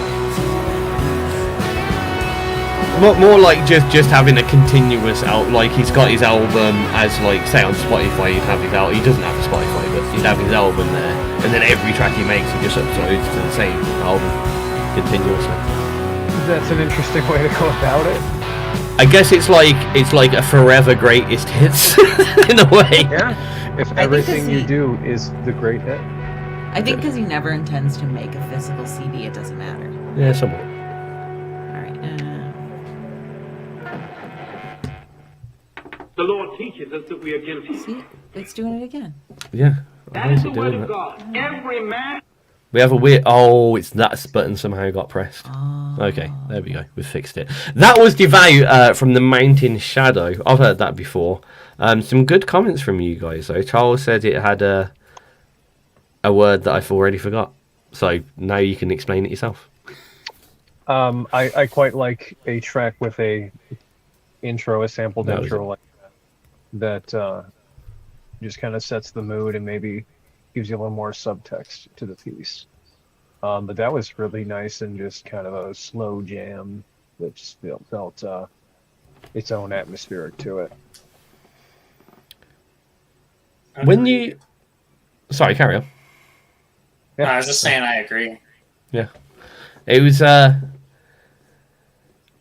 had kind of deep in meaning, but allowed your brain not to be too kind of what's the word? I don't want to say saturated, kind of subdued, under pressure. There's a better word for it from the kind of sound of the track. It allows you kind of take in the meaning from it. I find sometimes you get some of the heavier metal tracks that are like, you know, they're talking about death, destruction, and some really deep subjects, but the power of the music is so overwhelming you kind of don't take in the meaning of the track. So I like stuff like that. Right, Dan's probably been sitting here going, God, I only just joined and we've been speaking about everyone else but us for an hour. So, I'd like to start finishing off with some more about you guys, as you've been so good in listening to some of our new submissions and regular band. There are a few tracks that I'm going to be squeezing in just after we kick these guys off, because I made a lot of promises, and the talk that we've had throughout today's show has taken us in a few different directions, which is not a problem. However... let's get back to the reason why you're here, and it is this Divination Scars. And what have you called it? Is this an album, an EP, or an LP? This is an album, and it's physical as well. We released on CD, in fact, and I made a couple cassettes for the record. Oh, Spike! Spike, you want a cassette? They've got them. Sorry. Well, mail them to you guys. I'm happy to do it. It's absolutely an album that was kind of intended as a singular listen through piece. I know this is a day and age where singles are king, but I guess we're doing what we can to support the cause of the entirety of a piece. When a movie can be up to 3 hours long and people sit through it, is an hour so much to ask for a single piece of music? I don't know. That's a really interesting way to put it. It's not even that movies are 3 hours, because I'll sit through a 10 episode season that are each an hour long. Yeah. And not move, except for to get more food. That's a really interesting point, actually. You know what? That's a really, really interesting point, because, you know, so many people are putting emphasis on people's inability to concentrate, the world of like reels and TikToks, everything needs to be done in 30 seconds. You have just pulled light on something that is really important there. I think people still have an attention span. Yeah, I think the difference is a lot of times in a video you're getting multiple stimulations, so the audio, things like that, whereas if I'm sitting down and listening to something, it's the same with like an audiobook. I can only listen for a shorter period as compared to actually reading it, because otherwise, like, what am I... But the ironic thing is, music is the one thing, realistically, that you can do other things whilst doing. Sure. Yeah. You know, I find it so weird that, like, and even me now, you go into people's houses and cars and that, and people are listening to the radio and listening to music in their kitchen as they're getting ready in the morning, less than they've ever done before. If I'm listening to music, I have to focus, and like if I have a music playlist on, I want to listen and sing and enjoy it. But like, I'll turn on a crap reality TV show and listen to it the entire day and actually only look at the screen for 7 seconds. So basically, you're saying you're a shit listener. No, I'm a great listener. No. But like with music, that is a really interesting point that you've come over, though Charles, because movies are getting longer and longer than they've ever done before. Mm-hmm. Are they? Uh-huh. Well, yeah, long-winded series, of course. The binge watch has never been more crucial. Mm-hmm. But I mean, to that point, I think my favorite thing to do is listen to a whole album in its entirety while I'm driving or going for a walk or something. So we highly encourage that sort of thing to, I guess, take a stroll through your local cemetery and put us on, see how it hits you. You know, that's maybe the missing link, I suppose, right now, until we're able to fully fund a visual aid with all of our music. That is maybe the easiest thing to do. Yeah. That's good actually. If you ever thought about adding that as a kind of very obvious physical to kind of the album or a future album maybe. So like track 1, listen whilst walking through graveyard. Track 2, listen whilst cooking your dinner. Okay, that's a very boring example, but Yeah. You know what I mean? Kind of that's suggested. the idea. Maybe that is exactly what we're intending for this piece. But yeah, I think that we're trying to create a visual, I guess, aid through the lyrics, through the imagery of the art itself. And I think this particular piece, we is gone on record to say that I've vaguely inspired by books and literature and things like that. So the cover art, if one can even look it up, probably not a great example to show you on the camera, but it's vaguely inspired, if only by In Color Landscape, by this series of books that I had as a child, The Enchanted World, and this one's about ghosts. So that sort of, and you can look up the commercials for that. Vincent Price peddled these in the 80s. It's full-winded commercials that he actually hosted to sell those books, life books. But if only in presentation, that each track is a different chapter in the themes that we're talking about. Okay, yeah, I kind of understand that. Now I just took a little look at the old time, and as per always with you lads, even with the technical difficulties in the middle. It's far too easy to speak to, and time just disappears. I remember when we did the co-host segment, the hour was up far too quickly. But the 2 tracks that I specifically wanted to play, because they were the 2 that we specifically missed out and you have only just uploaded and probably haven't been played on XRP by any of our DJs up until right this moment, were the 2 latest ones, which are Go Dark and Slaughtered Lamb. So, if you would, because, well, actually, I'm just going to be blatantly obvious here. I need a toilet break. So, I was going to say, if you'd be happy to introduce Go Dark, I am then going to play play Slaughtered Lamb directly afterwards, and then we kind of outroduce Slaughtered Lamb, if that makes sense. Sure. Cool. With which notice, tell us a little bit about Go Dark. Actually, Dan Lowe, we haven't asked you anything about the Picassos or the music or anything whatsoever. You joined us a little bit late. So, Dan Lowe, I want you to tell us all about Go Dark from your perspective. Oh, God. I'm waiting for you to turn around and go, yeah, this is the one that I don't play on. No, honestly, when Charles showed me the song, well before we got into the recording bits of it, I was like, man, this is the song. It's kind of taken its different ways from when I originally heard it, and it's still a wonderful, great song. I really appreciate how the lyrics are very dark, if you really get into it, but it's in such a poppy way.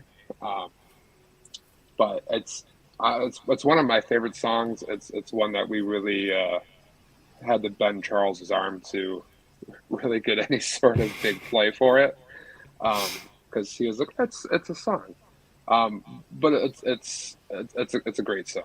I think everyone will really enjoy it. It's a song that I think can also be just for everybody. Excellent. Why so skeptical? You had some skeptical looks on your face there, Charles.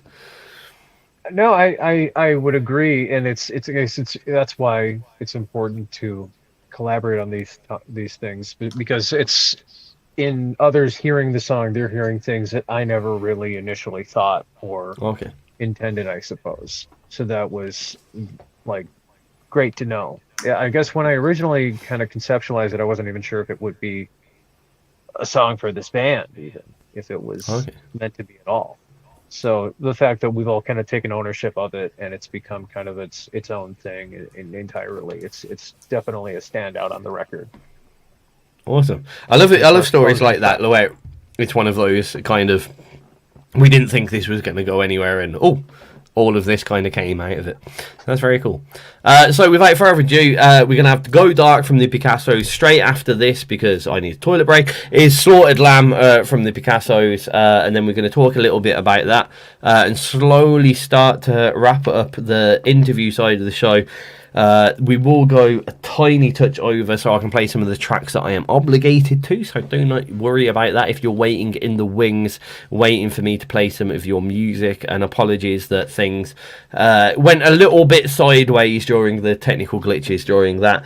For the last time, I will say, if you want to hear the tracks uninterrupted, listen on XRP Radio and the various radio streams out there, Radio Garden, Orange Radio, Alexa, TuneIn, all of that lark. And if you want to hear us chatting, well, actually, you probably don't, because I'm about to go to the toilet, but we'll see what conversation they have in the background. If you want to hear the chain flush, watch us on YouTube, Twitch, Facebook, and all of that lark. Go downstairs. I'm going to go. All right, then. Here it is. Dark. This is Go Dark from the Picassos. I'm sorry. Wait 1 minute, lads. Look after him good. Yeah.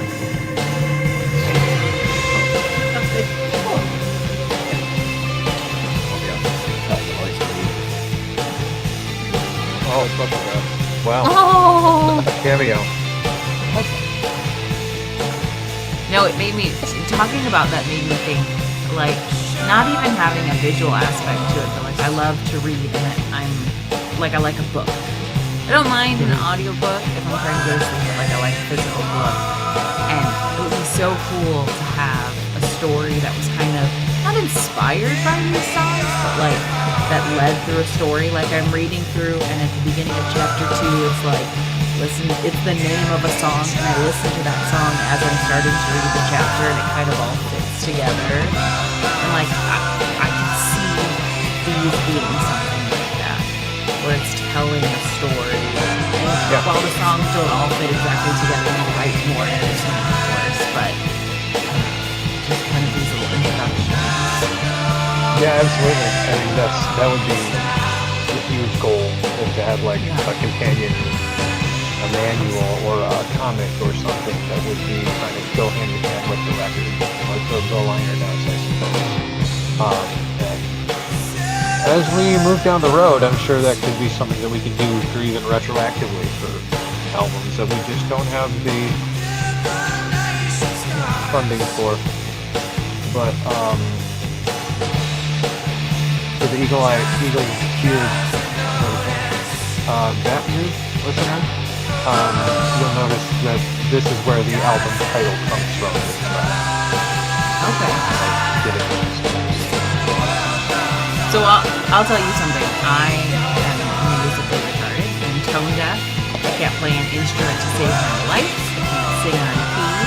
So I hear music as a complete layman. I hear it like your everyday Joe would. So sometimes we'll be critiquing a song together, and just was talking about the production, and I'm like, that just made me happy. Like, I listened to the lyrics or the different things.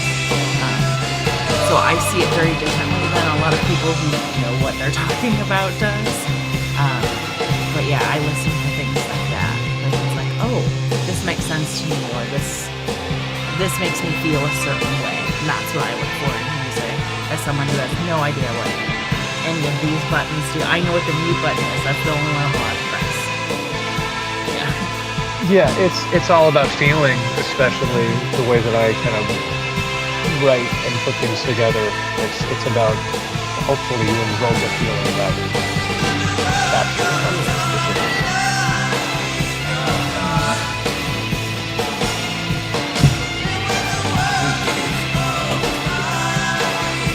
Let me go. For a picture, Moses. Yeah.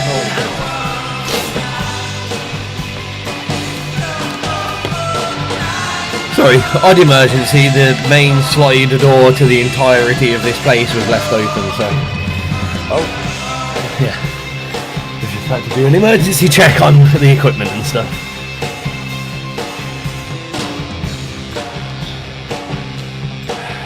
It's one of those weeks, lads, I tell you. No, we feel it. I'm sorry you feel it. There we go.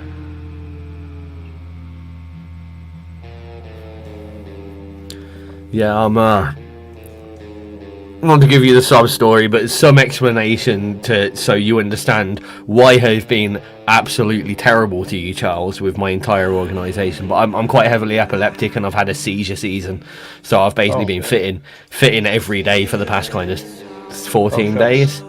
Wow. So yeah, just to I mean, it's no excuse really. I should still be able to function. I mean, That's an excuse. That's amazing. Yeah, you gotta You're put still your health doing first. everything you can do. Yeah. I'm bullet agape, and I've never let it stop me before, and I won't let it stop me in future, kind of thing. But yeah, just so that's why I'm a little bit more, and that's why my head hurts, because I smashed up all my face on a post when I went down one time, and it's all fucking stupid shit. Wow.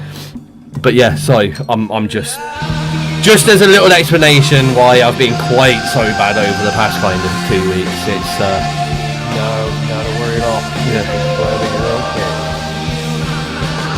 I'm always fine, mate. I've dealt with it for all my life, like, so I try not to let it get me down, but sometimes I need to excuse my actions, because I know, Charles, and I'm so sorry I've been so bad over the past couple of weeks with organising stuff with you. So Not a problem at all. We're just glad to be here and chatting, and that you're good.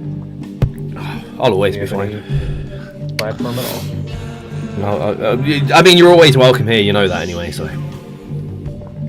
And I am serious, I do want to drag you on here, like, as staff, as it were. I'm happy to do it. Please. Wicked. Well, I'd probably say, just because we're getting married next month, I'd probably... Yeah. You got a cat too? Is it a cat? Yeah, we do. There's Wookie, because she looks like a Wookie, you know? Aw. Bless her, she's so... I mean, this is another internal story. She's getting on in her age at the moment, and she's like... She's lost her mind. She don't know what she's doing half the time, bless her. She walked up and downstairs about 4 times before I picked her up. Yep.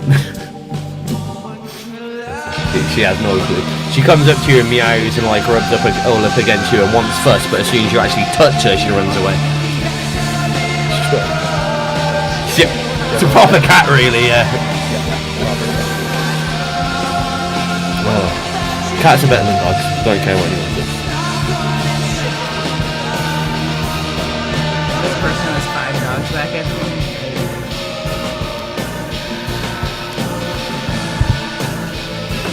Anyway, I've been listening to this on the side. You really keep that kind of really... one of the things that I love is throughout all your music, you've got the atmospheric setting down. It always sounds like it's in a church or a cathedral, or the kind of big band sound. It always sounds like the drums are recorded in, like live recorded in a big room. So Torin, you got your production down wicked on that. Thank you. They're recorded in a basement with like a 7-foot high ceiling. You can hear it. You can hear it. It never sounds know. perfect. I think I like that it doesn't remind me of anything. Like a lot of songs we've been able to pinpoint and been like, oh, this sounds like The Doors, or this is mariachi. Like, it's not like it's I think like in a positive way. Like it doesn't feel like it's. I don't want to say a rip-off because other songs. yeah. I think if you're mentally in the area, like if you were like Charles and listening to a lot of or any of the lads and listening to darker bands, you may start coming up with, because they have got elements of like The Cure, Depeche Mode, and things like that. But I agree with you, like, to someone that hasn't obviously, or someone that is less, I don't want to say musically retarded, but less, you know, you're not a music appreciator from the side of a musician going into it. So, you know, musicians that tend to listen to a load of bands that they don't like. You wouldn't listen to a band that you don't like because you don't like them. She can't answer for everything this week. That's why you're married, right? Exactly. Someone's got to be right, and it's her.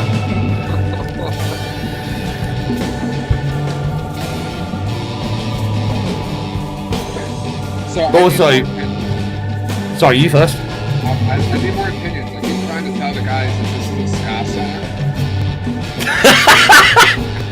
I mean, It's not. We'll write our ska song when we're good and ready. Let's not force anything. this is as tentatively as a ska song as some of my introductions to your songs. If we write a ska song, it's a ska song. Scoth, I like it. I like it. Yeah, that's us. That's us. Do they know that we used to have Monday afternoon cult meetings and Memento Mori was the This was all you. This Yeah. had nothing to do with me. Yeah, I do a request show on Mondays and it turned into a cult meeting, and Memento Mori opened our cult meeting every week. It was a Monday night seance. That's Yeah. what it was. Monday night seances Well, with yeah, ALC. it was the afternoon for me. Well, but yeah. Nighttime for them. And it opened with Memento Mori. Every Yeah. time. That's And, huge. And then who? What? Hail what- Satan. That's not them, is it? No, that's Satanic Overdrive. Buttons, please. Oh yeah, buttons. That was Slaughtered Lamb from the Picassos, preceded, should I say, which isn't a word. I made it up and I use it every day. By Go Dark from the Picassos. Feel free to use that one, by the way, lads. Preceded, something that goes before. Yeah. Yeah, that's a word. Apparently it's apparently it's not a real word, but yeah, it isn't a real If you word. use it, it's a word. If I use it, No, do not give them that power. No, That's how words come into existence. Is I- you start using them. All words are made up. You That's how define the language- word. It's a No, word. Yeah. it's a word. No, precede is, but to preceded. Precede doesn't mean, To come before something in time. or maybe the other one is proceed the wrong. One of them's wrong. I forget. I don't do English anymore. I went to school Precede once. I means left. to happen You before. Proceed means to happen after. You talk shit about my English all the time. Look, this is something that Andrew had to go at me loads. So blame him. Former DJ. Andrew's stupid though. Andrew is stupid. Anyway, I didn't say that live on air. It's fine. Airing some dirty laundry, huh? Yeah. Dan, can you just do one thing for me? Because I can see you've got the face for it. Can you just go, damn you, Andrew? Damn you, Andrew! Oh yeah. Thank you. good. That's perfect. Right. We're gonna have to cut that out and send it to Yeah, him. you do realise I am. Okay. That is going to be my go-to message for Andrew now. That video. Thank you. Lovely. Perfect. Right. Collect royalties. No. But we ain't getting paid for this shit.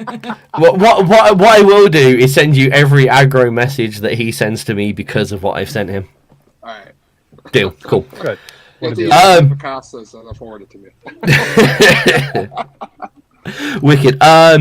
So just to get the grips on Slaughtered Lamb, and let's go to Thorin because he's been a bit quiet as well. Maybe you pronounce his name right. Maybe if I pronounce his name right, he'd answer me more. Yeah, you're quite right. Yeah.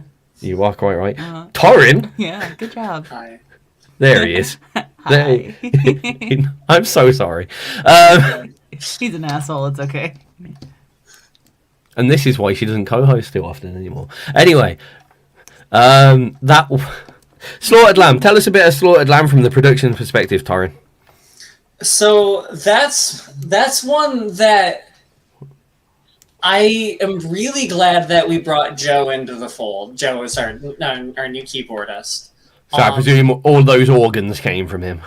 Yes. Yes. And because like when Joe first started playing with us when we were like in the middle of recording the album, so at first we we initially decided we wanted to finish out the album as just the three of us. We ended up changing our mind, and I'm glad we did. Absolutely. Because and that song I think is the clearest example of something that I don't think would have ended up working well without him.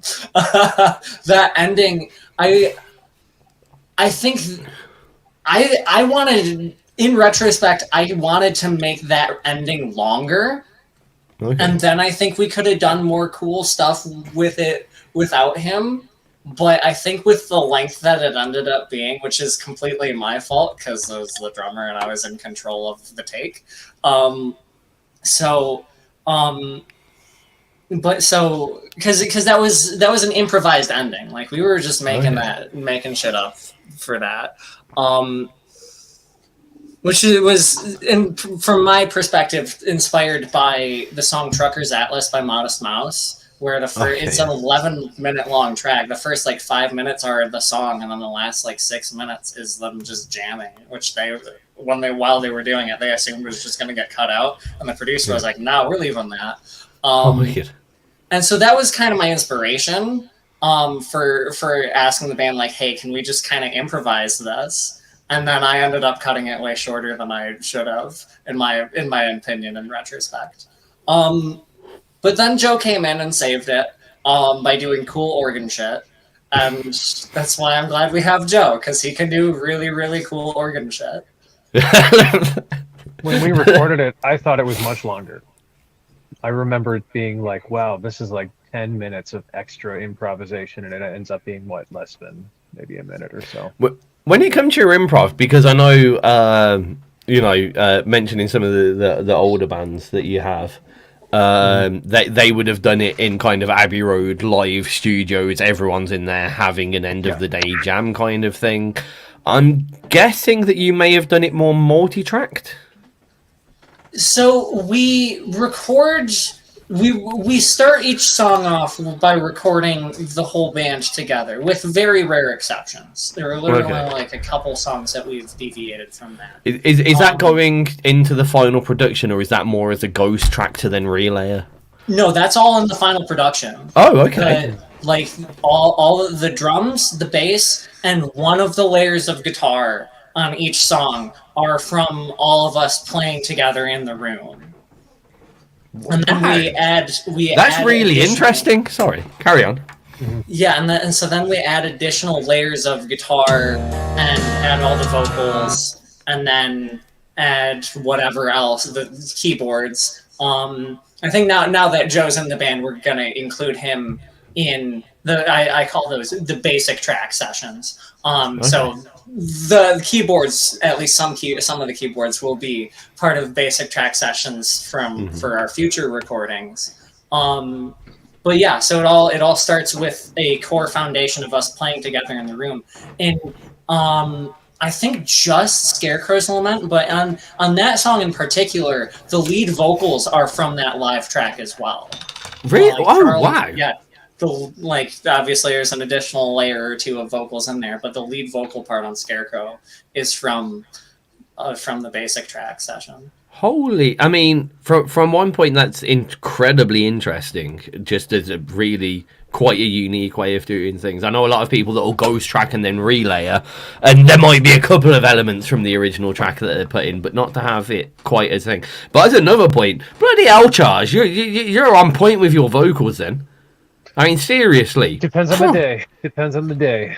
That's for sure. So here's my perspective on Charles. You can correct me if I'm wrong on this, but my perspective, since Charles has really bad asthma, so he has to be prepared. So he shows up to sessions knowing exactly how he needs to sing a part, and he just knocks it out if he can sing at all that day. Okay. So Charles, it's rare for us to have to do a third take on a vocal part. He usually knocks it out in one. Sometimes we have to do a second. Wow. That is stunning. That I try to figure it out, but yeah, no, I mean, that is asthma, so that's a huge issue and probably what leads to a lot of hesitation between lines sometimes. I kind of write with my asthma. Okay. Oh, so you kind of write rhythmically to allow you breathing, Just to I guess. breathe, Yeah. just to breathe once in a while. So we're not getting a 64 bar 140 BPM rap out of you. I would love to be able to accomplish that, but my lungs just have not allowed me such a wild abandon. I mean, nowhere near comparable, but had mild asthma when you're young, like 90% of children do. But like, I can't imagine how it is to because you can have very varied days, can't you? One day it can be like very hard, and the pollen, or if I'm around a dog too long, like it's just one of the many things that I get to contend with. So I've had it for as long as I have, so I pretty well know how to control myself on a bad day. I mean, I understand that. Obviously. I understand that. You can kind of control that and make sure you're only recording on a day that you're good. But when you've got a gig, how do you kind of prep for that and deal with that, both mentally and physically? Well, I have a behind the scenes regimens for sure. So inhaler users of the world unite. I'll try to I have a portable nebulizer now that I'm able to take with me, and I can camp out in a car before our set if I'm really feeling the itch. But obviously I go for some hefty ginger infused and turmeric teas, which help my lungs relax, and I find that very helpful. So that's part of my regimen, and I'm slowly but surely figuring it out. The exercises you do too, like you put in the effort to make sure that you have it. So like it's not like it's just I joke that it's just luck, but it's more than luck. It is a lot of work that he puts into it. That's excellent to hear. I think a lot of vocalists don't.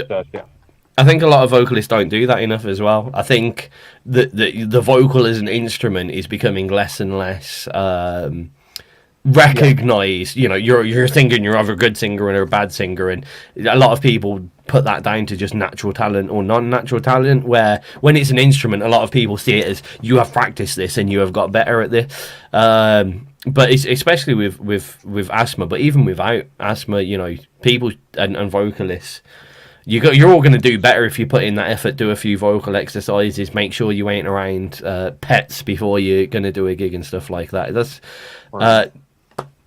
God forbid I walk through a cloud of cigarettes right before we go on or something. It's always a struggle. I'll even say too, on the way to recording, he would there'd be times when we didn't talk because he was sitting there doing breathing exercises, doing his vocal warm-ups. That's really good to hear. Trying to figure out different ways to contend with it, and that's your responsibility to provide the monologue. That's true. He can do that. Looking out the window, just come prepared with your one person Tiny Tim monologue. Yeah, the Tiny Tim of it all. I love it. Right, we're coming to the end of our time here, lads. But as always, it's been excellent to have the three of you on, and you are always welcome. And hopefully, I'm going to drag at least Charles, but hopefully all of you on to do something a little bit more regular with us if you're all up for it to some extent, because I have to say they're some of our favourite guests, aren't they? Yeah. Always a good giggle. And I won't lie, realistically, if you'd have said 5 years ago, would I be chatting to you guys like this after hearing moth-eating sweaters for the first time? I'd have been like, those weirdos, what are you on about? But legitimately, you guys are great guests to have on, and it's always a pleasure. Thanks for as long as you have. It'll keep going. Honestly, I was when you first started getting played here back in 2019, I think it was. I wasn't actually around. No. to start with. I was on a hiatus, as it were, for various reasons, including my own health. So yeah, it wasn't my fault that you started getting played here. It was actually the person who was looking after XRP whilst I was away was my old man. It was my dad who started playing you before me. So there you go. Yeah, if you remember the name Pete Bogman and the Bog Show, it was him that picked you up for the first time. Yeah. Oh, So there you we go. owe it all to him then. Yeah. And as ever, my dad passes music on in my direction, and I tend to like it. I think Spike is the one who introduced me to them. Yeah. I think the one that made you famous on XRP Radio was actually no, it was Paulie when he was on. Poorly. Somebody- Oh, maybe it was. Yeah, you know Paulie. He still plays us on Schrodinger's Rat. Yeah. I know he's doing quite well with his podcast Amazing, over yeah. there now. Yeah. And he's got the right spot for him now, I think. We were very happy to have him on with us, but we weren't quite the right fit, I believe.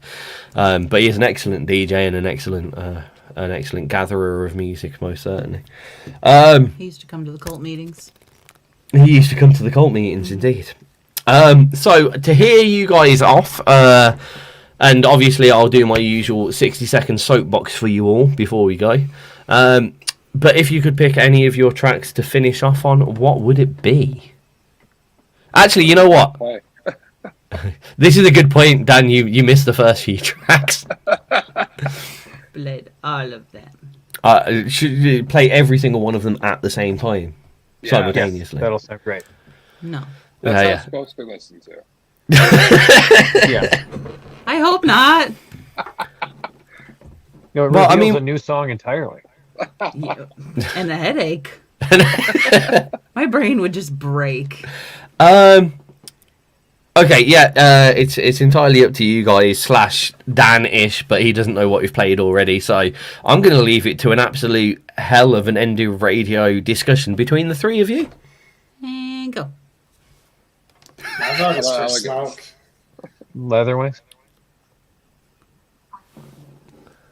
Good, we've all See, voted yeah. for separate What'd you things. get? Everyone voted for something different. What did Dan say? Somebody else say? I said elegance. Elegance, Smoke. smoke, and mirrors. And what did Torrin say?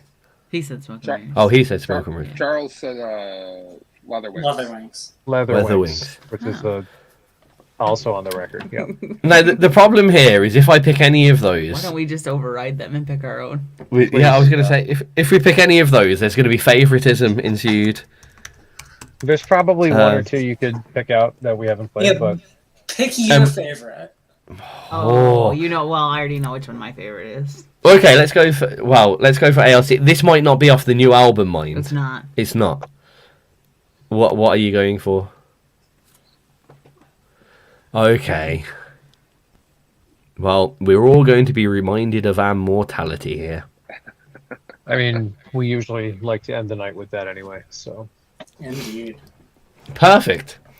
Lads, as always, it's been a pleasure to speak to you, and we will definitely get you back on, if not permanently, but at least for the next interview that we do with you when you've released more awesome and amazing stuff. However, you know how I like to finish things. Everyone gets their 30 seconds to say whatever the fuck they want.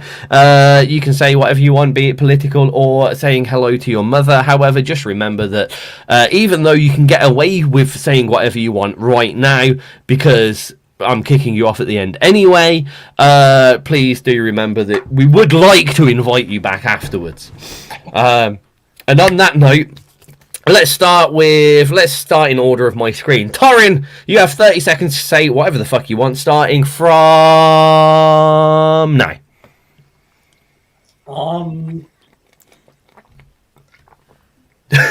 Good start. I want to go on a political thing, but I don't want to misword things, and I'm not good at being put on the spot, so I'm gonna pass. Oh, a pass. The first pass I know. of a soapbox You could've said- ever. Double it and hi pass to it your forward. mom. Well, Right, next in my order is Charles. Your 30 seconds start Yeah, you don't get to jump ahead. now. Please follow us on our social medias if you haven't already. at the Picassos. All one word because we don't leave room for Jesus. He said that earlier and it almost died. Yeah. Oh, Carry and on, everyone sir. else. Yeah, looking forward to it. Stay spooky out there. Love it. And finally, the man of the moment himself, the man with all the things to say, the in-depth psychological and theological wordings of Dan Lowe, everybody! Woo! This. Your 30-second start now. Be good to one another. Be kind to everybody you meet. Fuck racism. Fuck all that shit. And listen to Picassos. Perfect. Short and sweet. And just in case Torin wants to be political, I'll give you 10 seconds now, Torin, if you've got your words together. Sure. Housing is a human right. Trans rights are human rights. Happy Pride. Yeah. Happy Pride. Shit, yeah. Yeah, man. Sure, we'll do the heart. Let's do the heart hands. Torin's left out because he's got no camera. No camera? I thought it was a choice. It's fine.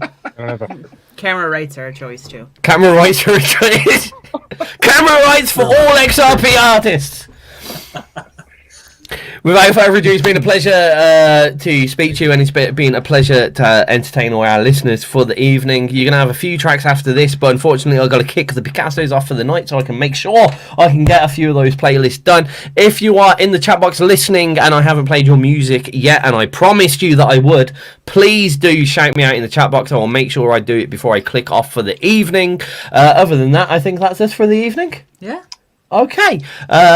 This is the Picassos, possibly their most famous track on XRP, at least, if not elsewhere. This is Memento Mori from the Picassos. Goodbye, lads. Goodbye, thank you. Take care. Lovely. Obviously, it's 5 minutes long, so you got some time to chat with us for a second. But again, thank you. It is very rare, firstly, that we get an artist that's happy to chill with us for the full show length. So, thank you very much. Well, I'm unemployed, Thank you so for having us. happy to. That's a way to put it. You know what might be cool? Yeah. You know when we do the shows with Robin and she brings like other local artists? Charles did that during their co-host, but yeah, I think that would be good. He was going to do it today, but I was very ill prepared, and then you sent me a few links to start with, but we need the MP3s. So we were going to do that to start with. Just gonna track him down with the folks. Yeah. I thought our friend's band had a band camp, and I was just gonna buy it directly, but they just don't have one, I guess. So Yeah. I mean, realistically, and when we come to pulling you on, if you are serious about doing something a little bit more regular with it, we have to. We're meant to cover our asses with permission to play in legalities and stuff like that. So. yeah. If I'd have had a bit more, I was happy to do it as a kind of one-off thing, but realistically I should have told you well in advance to, can you go and speak to everyone and make sure they're happy If to they play can our music. upload directly to the site. That would be even better. What a lot of artists tend to do, so we've done that kind of thing before with Robin Sizek, and she just emailed me a load of tracks, but she made sure that everyone was happy. Because we know our system, for some people, they're still a little bit tentative of uploading to a sales platform that isn't iTunes, Spotify. We know we're low on the list and that, and we're still perceived as plausibly dodgy. We're not dodgy, but it could be potential. So for anyone, so we understand that, and we don't expect everyone just to upload willy-nilly. But we do need you guys to at least ask the people that we're playing on our behalf, you know. So we don't play their music and they suddenly think we've robbed it off their Bandcamp and just started using it to entertain our listeners. Because, you know, royalties and all that shit, people get really... That seemed to be a decent trepidation, so I could understand that. Clarify that. Yeah. But yeah, okay, yeah, thanks Dan again. Appreciate you. Cheers, bud. Peace. But yeah, aside from that, if you want to kind of, if you really are interested, what I'd probably say, I'll speak to you more in depth in future. But if you can kind of have in your mind over the next kind of, I'm not going to say I'm going to do it before I get married. So you've got at least till the 30th of July. When are we getting married? 30th of July. Whatever that Sunday is. Last Sunday of the month. So I'm unlikely to pull you on before then. But if you have the kind of ideas of putting a playlist or some kind of show together, and we can kind of back and forth it, and maybe try a one-off special around July, or around end of August times, maybe. See if you're happy with it. See if you're comfortable in dealing with the kind of software side and stuff like that. See if you want people involved or not, and I can help you through with like microphone situations, the tech side of it. And then if you do really enjoy it, we can kind of go from there. I love that. Yeah. Wicked. I'm really down to do it. I think that'd be really good. I mean, the worst thing you told me was you're unemployed, so I'm gonna put you to work now. You got it. Yeah. Whatever I can do. The worst thing anyone can tell me is they're unemployed, because I always put them to work. Always put them to work. So. Yeah. Do you guys 401k match or? No. Okay. No. I don't get paid for this, so you ain't. But there are a lot of perks that you can. I mean, through the zine, through advertisement, through stuff. Everyone's got the opportunity to make quite a decent. I mean, Andrew was probably the guy that took it the most seriously, and he was earning probably about £200 British pounds a month off it on the side. Really? Wow. So if you want to go that way, it's a little bit sales pitchy at times when you're trying to get someone to buy like an article placement in a magazine or something. Understandable. Yeah. But let's just do that. But if you huh?